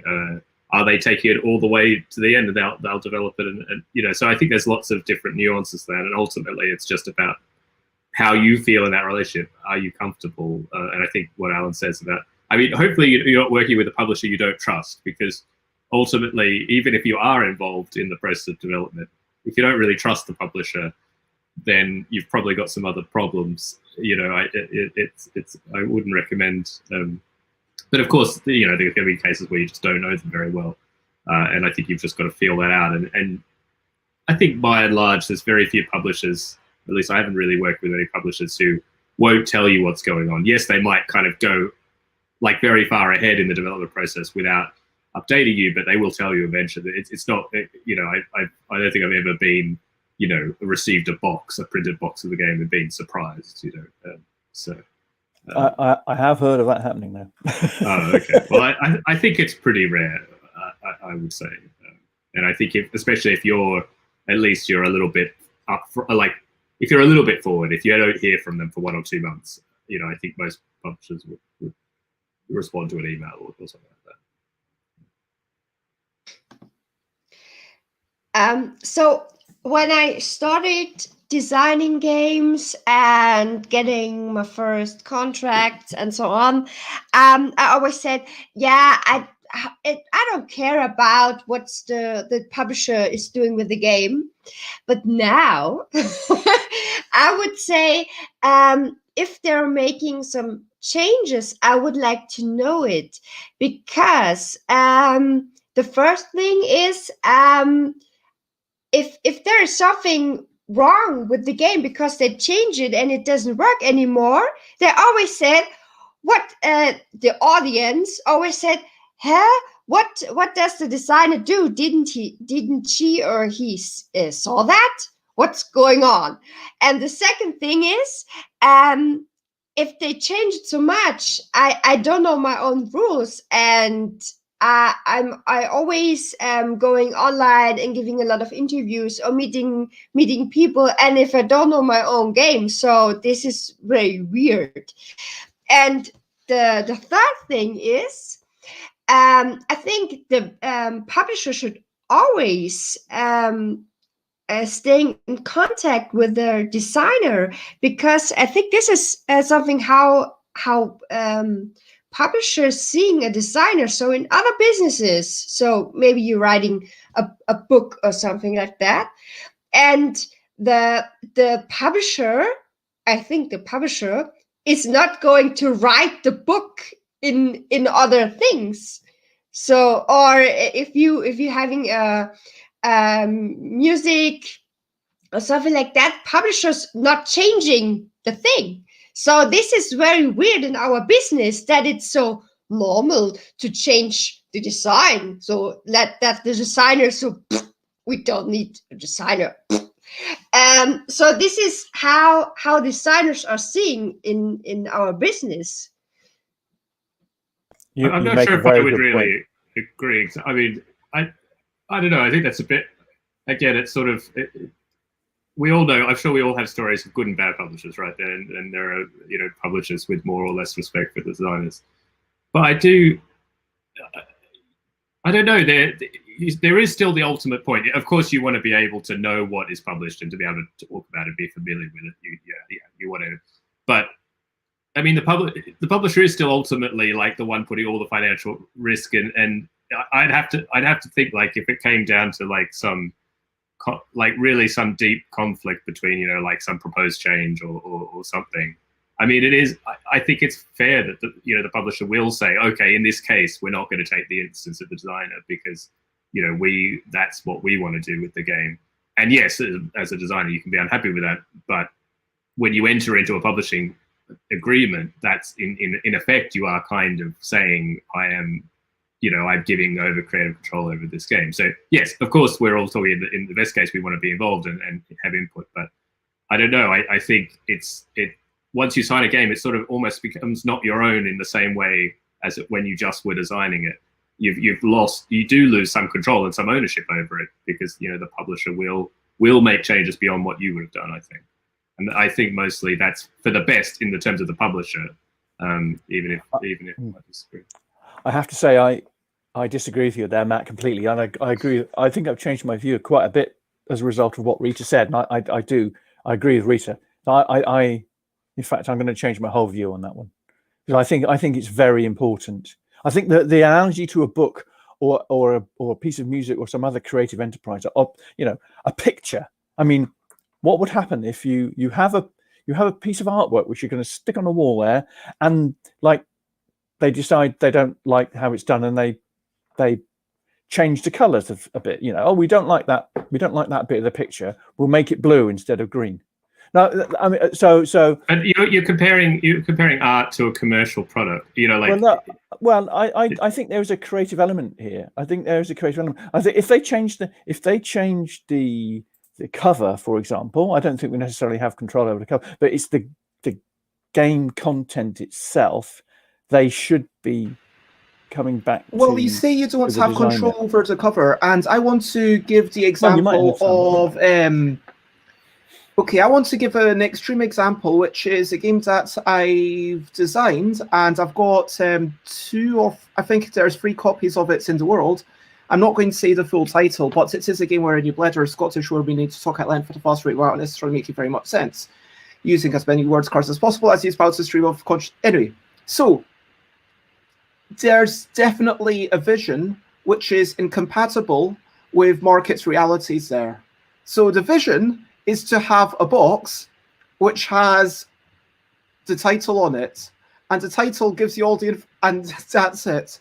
And like a work of art, and the vision is to have these cards. That's all of the cards have a little picture. And I actually found someone who said, oh, they asked if I would like a contact to a very large publisher that, you know, and they said, would you like me to make an introduction to you? And I thought about it and I said, I would, but I feel like I've first got to do that first version for myself. I've got to, I would be a bit sad if someone made this version and then there's never a version that actually has that name on the box, that there's never a version, because that has to be the name. Do you know what I mean? I know it's a terrible idea for marketing reasons, and it's a terrible idea for Google search reasons, and for you know, having space on the box for anything that isn't text. But yeah, I do think that there, like Matthew says, there's a difference between a single produced image that's on a wall that's going to be sold in a gallery, where you only need to find one person to buy that, and a game that has to be mass produced. I think that games, at the scale, okay, they're probably more similar in a lot of ways to books. And I like what Nicholas is saying here. The contrast with books is interesting because editors at the publishing house will change your text or ask you to change it. Yes, but they will usually, they won't I don't think they unilaterally change it without checking with the author, do they? Because they shouldn't. They won't unilaterally, but no. but that's the only thing. But very few. Well, I mean, again, it all depends on contracts. But there are certainly contracts where authors don't have final control over every aspect of the book. Much like in games, we don't have final control over, you know, every aspect of the game we publish. Yeah, I think it's where that line's drawn, isn't it? I think that's.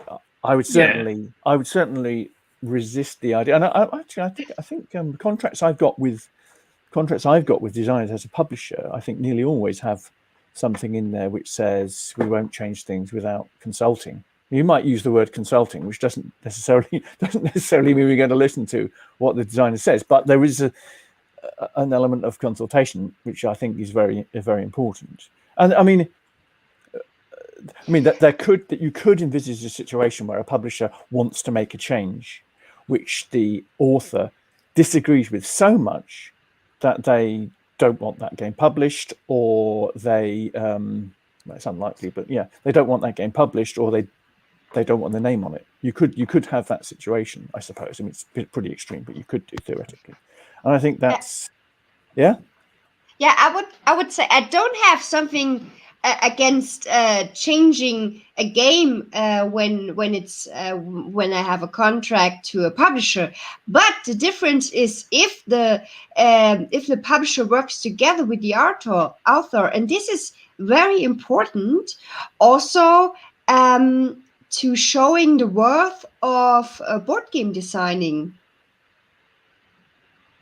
Well, I think this is a cultural difference as well at the moment, isn't it? Between that professionalism in German publishing, the German game publishing industry is higher at the moment than anywhere else. I think because of organisations like SAZ, that there is a much higher status for game designers in Germany than elsewhere, and I think we will get to that. I think that's what we should be aspiring to across the piece. Really, is having that treating game designers as if they were authors, at least as if they were book authors, is a good idea, I think, in principle. Sorry, I just wanted to pick up, Rita, what do you mean by sort of recognizing game authors specifically? You know, I mean, I just didn't quite understand what you meant by how a publisher's sort of approach to development will reflect on their sort of.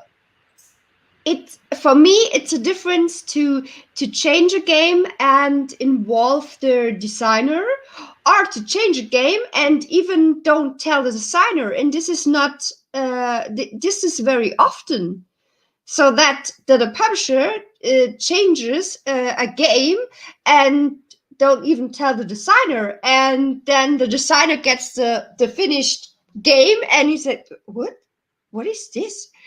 And so this is how working together are seeing the worth of board game designing.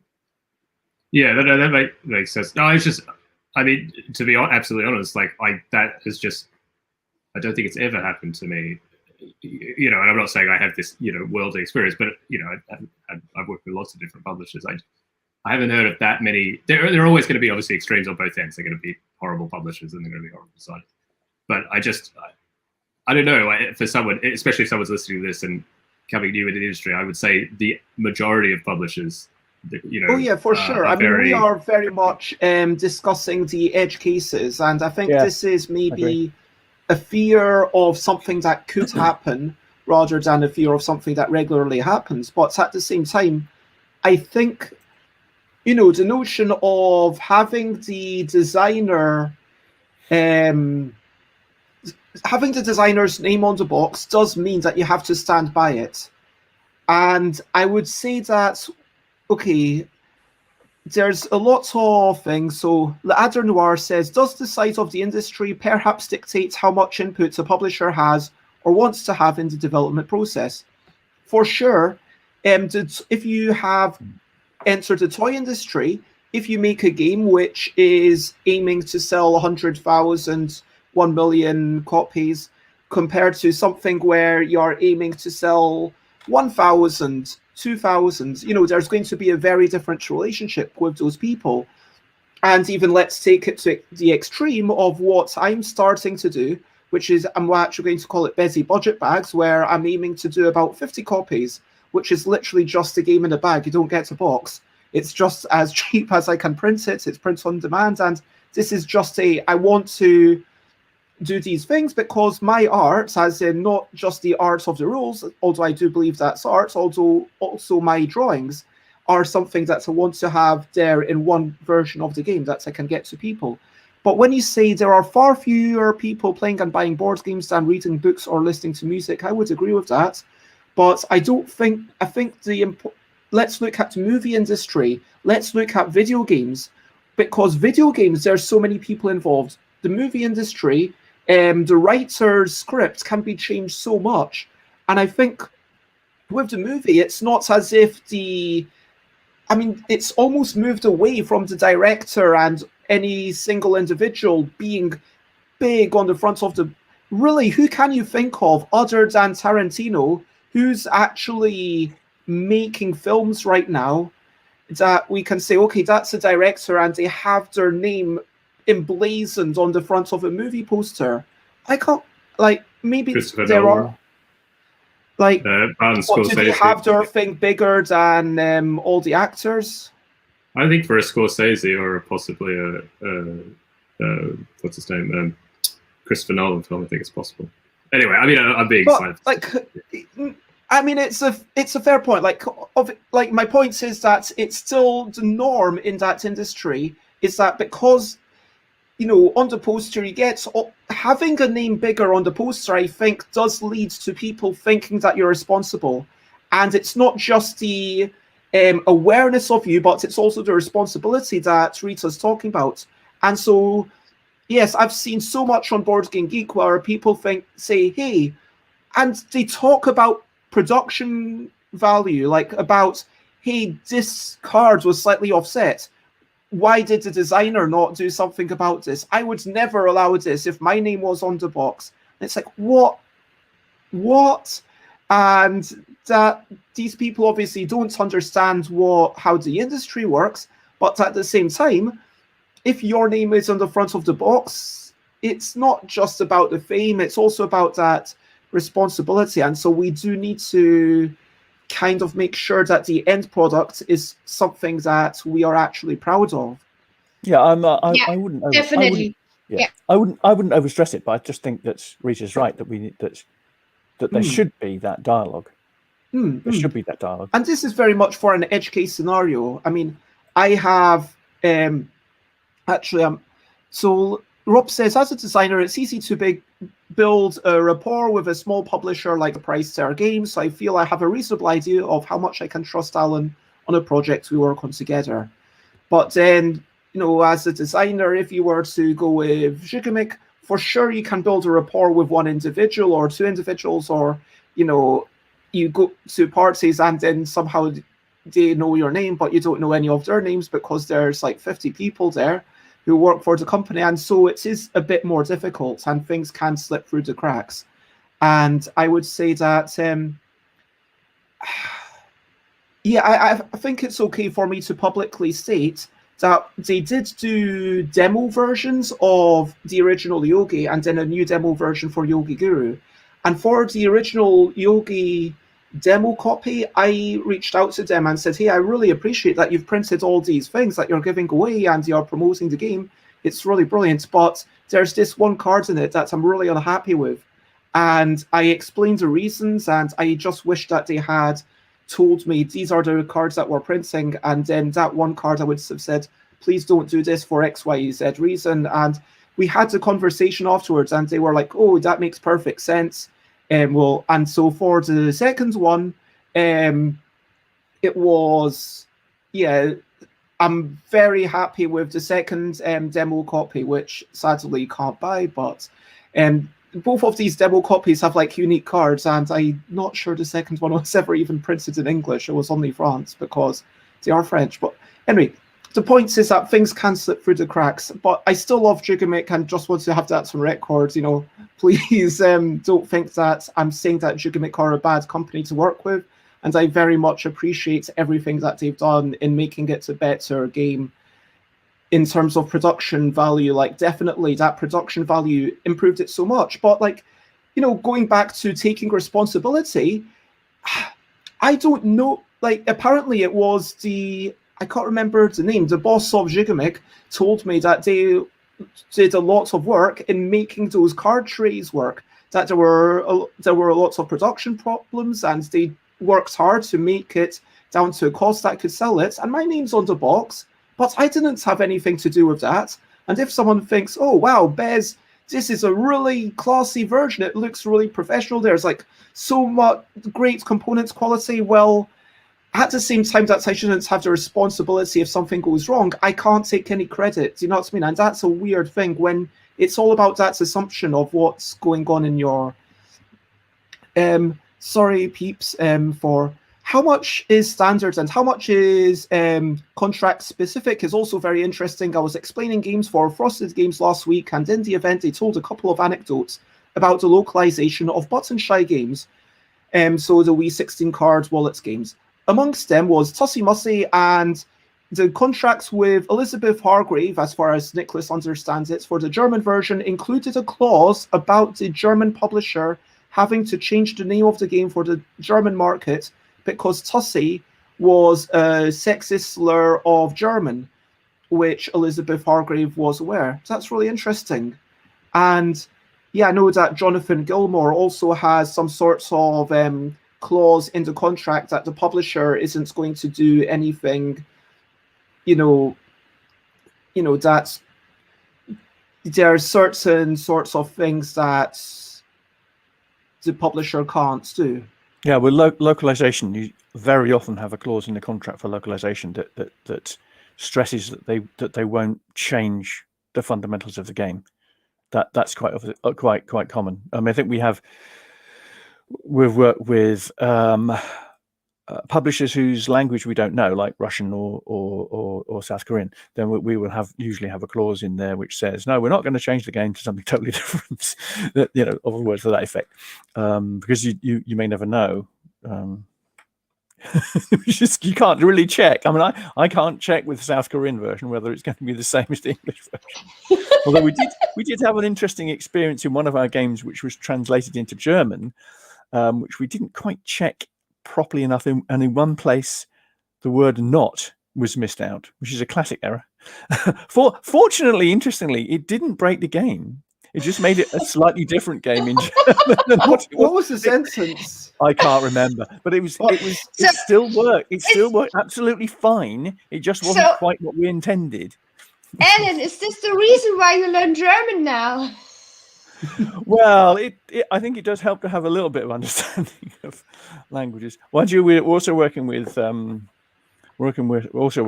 Two Tomatoes in Spain, and we don't know any Spanish. Although Charlie has started learning Spanish, so maybe we'll have somebody who can check Spanish. You never know. I mean, we will no doubt start talking about responsibility and kinds of making sure that the vision continues into the final product later in the series. But when we're talking about development, which we've decided what we mean for the purposes of this conversation, we're also talking about an individual who's gone off, found lots of ideas, and is now going to refine them. Let's take a step backwards before we conclude, and let's imagine someone who's making their first game. They've had all these crazy ideas, they've expanded, and now they're trying to think, okay, I'm now trying to refine my ideas. And I want to refine my idea. What tips would you give that person? Who's happy to go first? I'll go first if you like. I wanted to go back to what Matt said earlier, and that is, don't do it on your own. I mean, I would development and refinement. I would never do that on my own. You'll always get other people involved, because as I'm just copying Matt, you can easily miss something. You can miss something which breaks the game because you hadn't thought of it, and it's so obvious to other people. Or like the word "not," Alan. You could miss. Yeah, like the word "not," exactly. Well, the interesting thing about that was that it not only made sense to the German audience, it also made sense in the game, because we could have gone the other way in English. It just slightly changed it, which was lucky. I mean, or unlucky. I don't know, one or the other. Yeah. So get somebody else to help. I mean, if it was a game-breaking thing, then presumably it would have been caught. Yes, exactly. Yeah. But that's what I would say. Never do development on your own. You always need to have other people. You might do design on your own, of course, but always get somebody else to help. I mean, for Kingmaker, I have a development team, which we work with, who are very good. I think what would my recommendation be to someone who's thinking about it? I think it would be you have to get a sort of sense for yourself in your own sort of game making process as to when development will enter that process.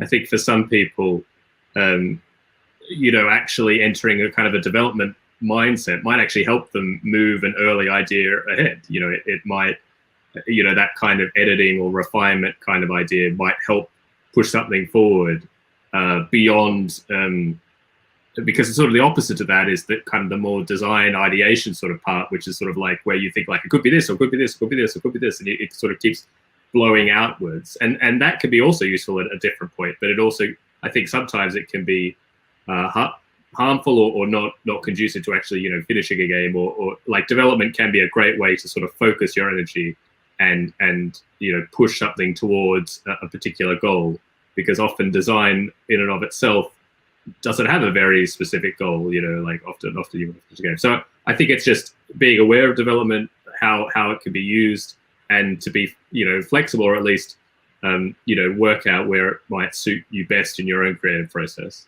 And of course, agreeing with Alan, involving other people is vital. So my tip could be write down what is fixed on your game and what do you want to develop, which part.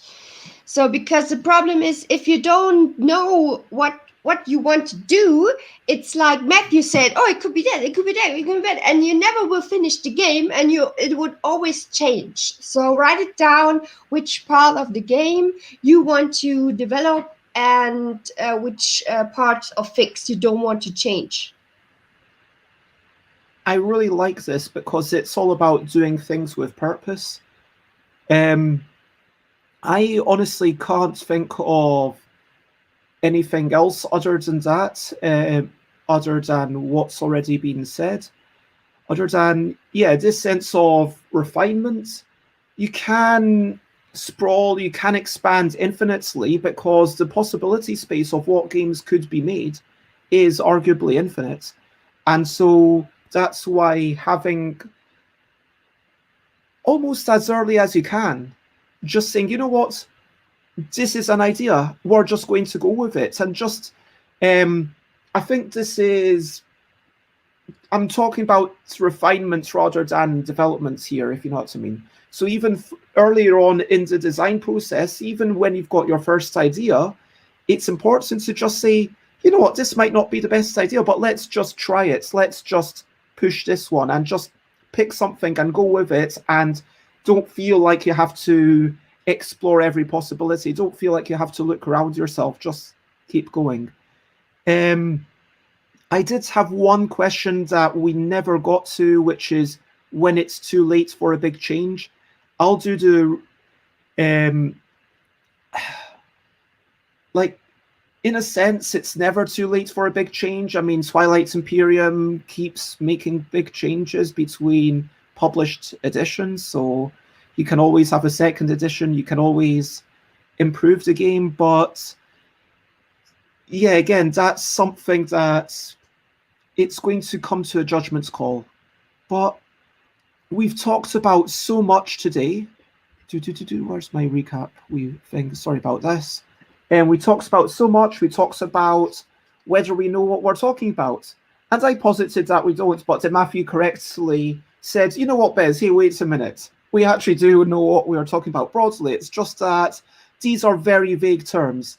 And so you had to spend basically the entire episode talking about what's his development, and me realizing that I really should have just started off calling this episode Refinement.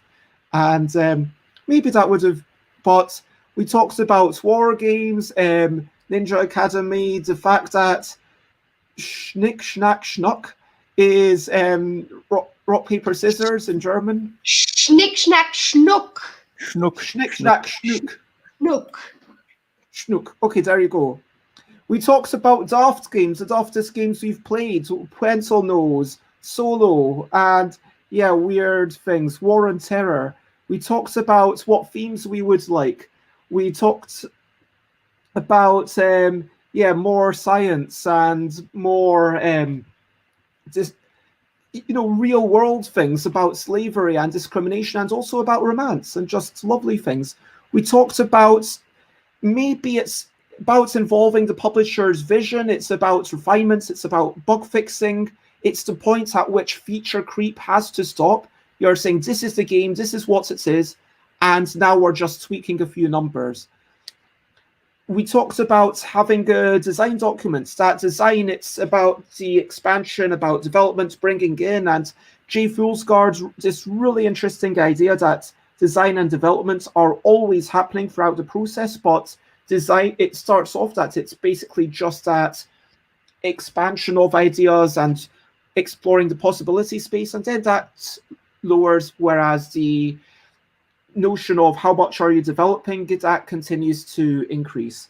We talked about developers needing an eye for detail about development being integrated with publication, about content creation being its own thing, about expansions for little games, whether or for big games, but those expansions which are tiny things, which are maybe just Kickstarter goals to frankly sell a deluxe version of the game, about listening, communication, and comfort between a designer and a publisher. Who is doing these things?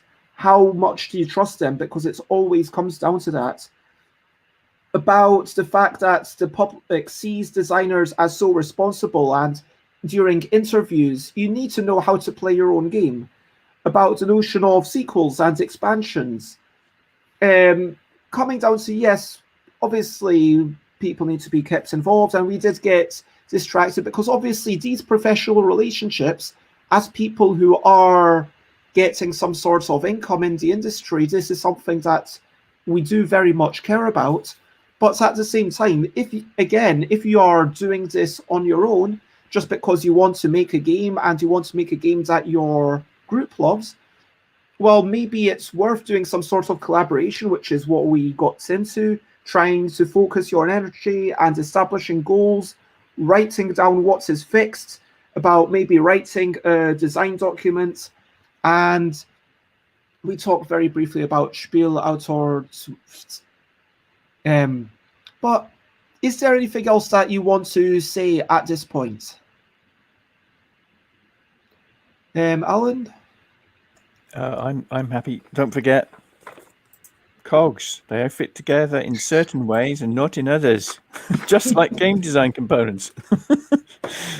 Exactly like game design. So game design is exactly like cogs. Always Exactly. on message there, Alan, at the end. I like it. No, I think, Fez, you've done a great job summarizing everything. Rita? Don't give up.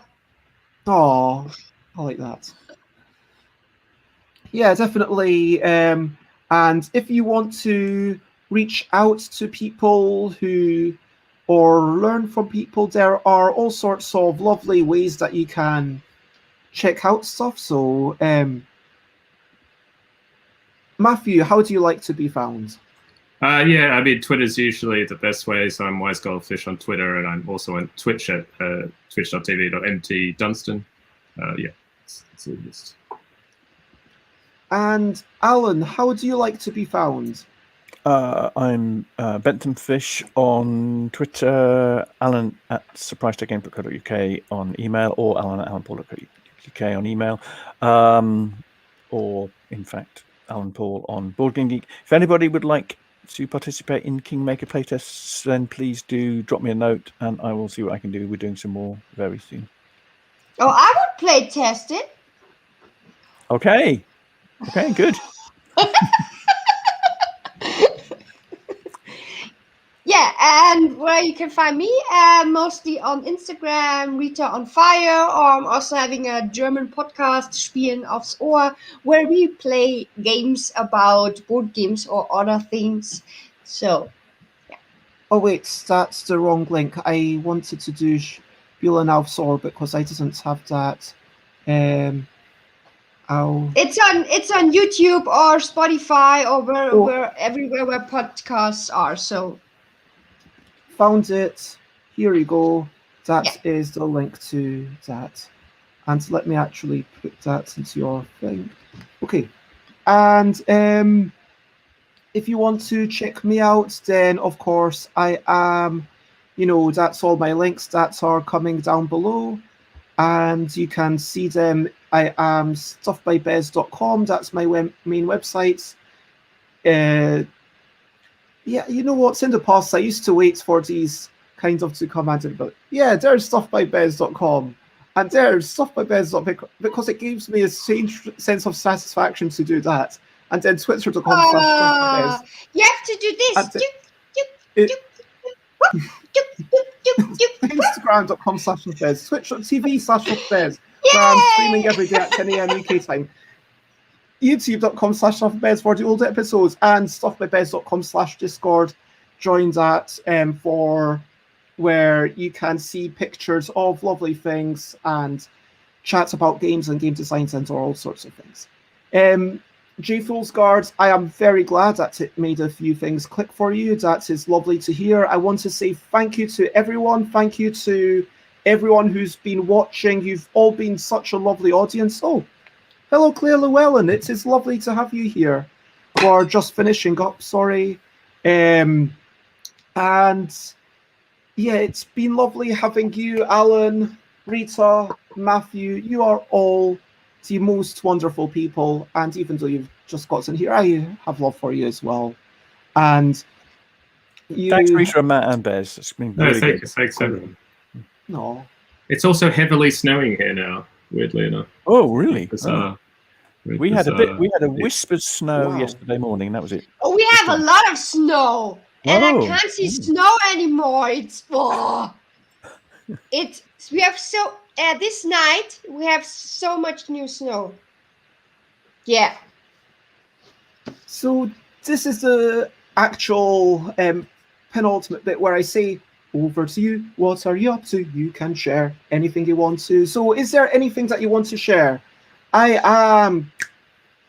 have to do some dental hygiene, and then I'm going to eat something, and then I'm going to do some writing, and then play test Dinosaurs Love Spicy Pies, and I will be streaming again tonight. But what are you up to, Alan? Oh, I'm gonna have lunch. Yes, I'm looking forward to lunch. I've no idea what we're having, but I'm looking forward to it anyway.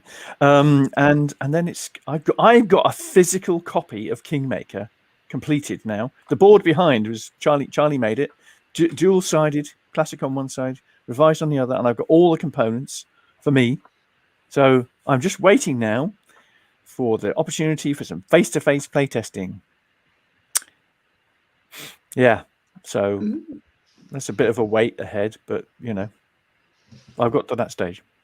Fingers crossed, not so long. Fingers crossed we'll be able to get there in a few months. I'm still reading about Humboldt. That's, I mentioned him last week, but I'm hoping that the snow is going away. So this is what I'm up to. Oh wow, it's snowing around Munich as well. I'll never say no to snow, though. That the Australian in me can't. It's never, it's never new enough for me. I'm going to be writing some rules today, or hoping to finish them. So. Nice. I'm just thinking that you guys in Central Europe, you're used to snow, but it's just as well it hasn't snowed hard here, because we would be just completely unable to do anything. We'd have to sit at home all the time. Yeah. Yoda just got Hadrian's Wall in the mail. Sounds like an exciting wee thing. I hope you have lots of fun with it. And J Fool's Guard also had lots of snow and wind and is now writing rules. And if you want to chime in with anything else that you're looking forward to, feel free to. If you are wanting to know what I'm going to be streaming in the next while, then check out that. So tonight at 8 p.m. UK time, I am going to be playing Nano Muckle and Micro Muckle, a couple of word games. Tomorrow at 10 a.m. UK time, I'll be doing some vague game making, which I don't know exactly what that's going to involve. I'll be writing content or writing rules, trying to be productive, and hopefully people can give me some support. Thursday, I'm meeting a Japanese-English translator.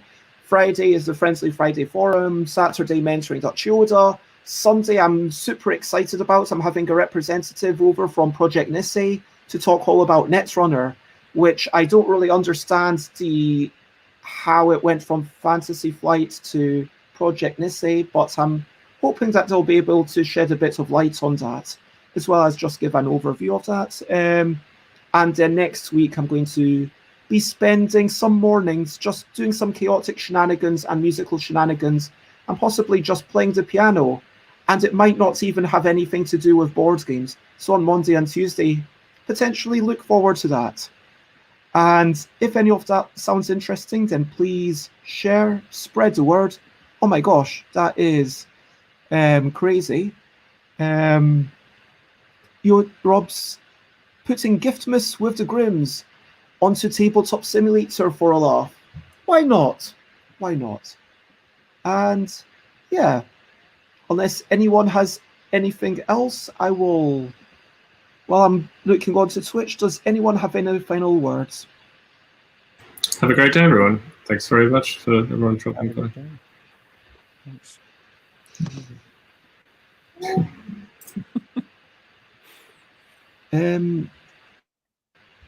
My computer isn't working too well. Oh, Jenham's playing Familiar Fry. Michael's just doing Stardew Valley.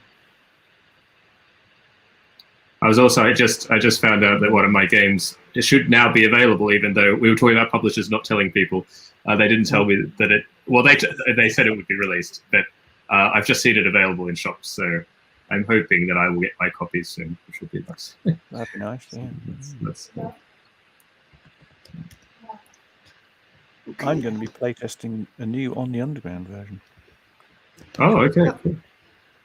And also, I'm playtesting a roll and write Rail Island from David Brain. Ooh.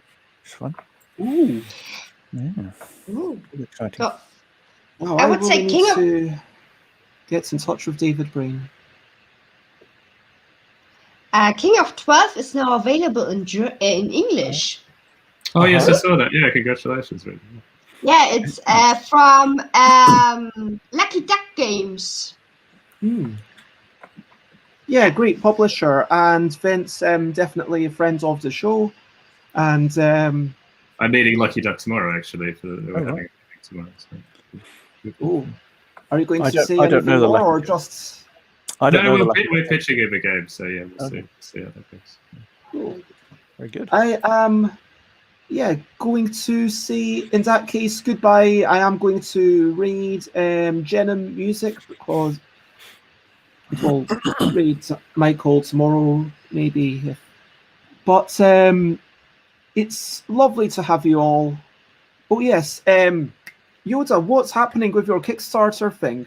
So definitely go to stuffbybez.com/discord and go and help Yoda playtest the thing because Yoda's trying to get this redone. Yoda, you were meant to get it rethemed, and I mean, I'm not going to kick your arse figuratively. What is but, it called? What is it called, Yoda?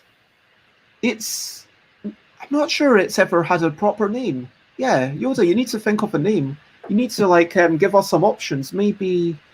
But it's a game which is all about getting parties. So you want invites, you want guests, and you want venues.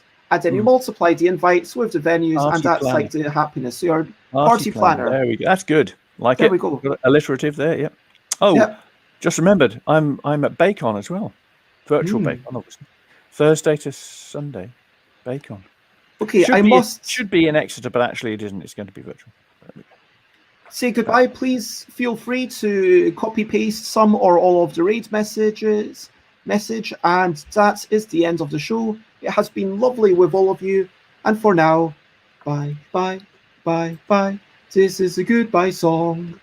Bye, bye, bye, bye. Thank you for watching along. Bye, bye, bye, bye. This is the end of the show. Bye, bye, bye, bye. And now it's time to go. Bye, bye, bye, bye. This is a goodbye song. Bye, bye, bye, bye. Thank you for watching along. Bye, bye, bye, bye. This is the end of the show. Bye, bye, bye, bye. And now it's time to go. And thank you very much. And thanks, everyone. Bye-bye. Cheers. Bye. Bye. Bye-bye. Bye-bye. Oh, lovely mushrooms. Bye-bye. Oh. Bye again. That was a lovely chat. Thank you very much. Thank you. It was very good. Thanks. Oh. We're still live, I think. Yeah, we are. It's just, it winds down gradually. So Fade to black. It kind of takes, I think, 10 seconds. I know you can still sort of. I could just click the raid now button, but yeah. Okay. Bye-bye. Bye again.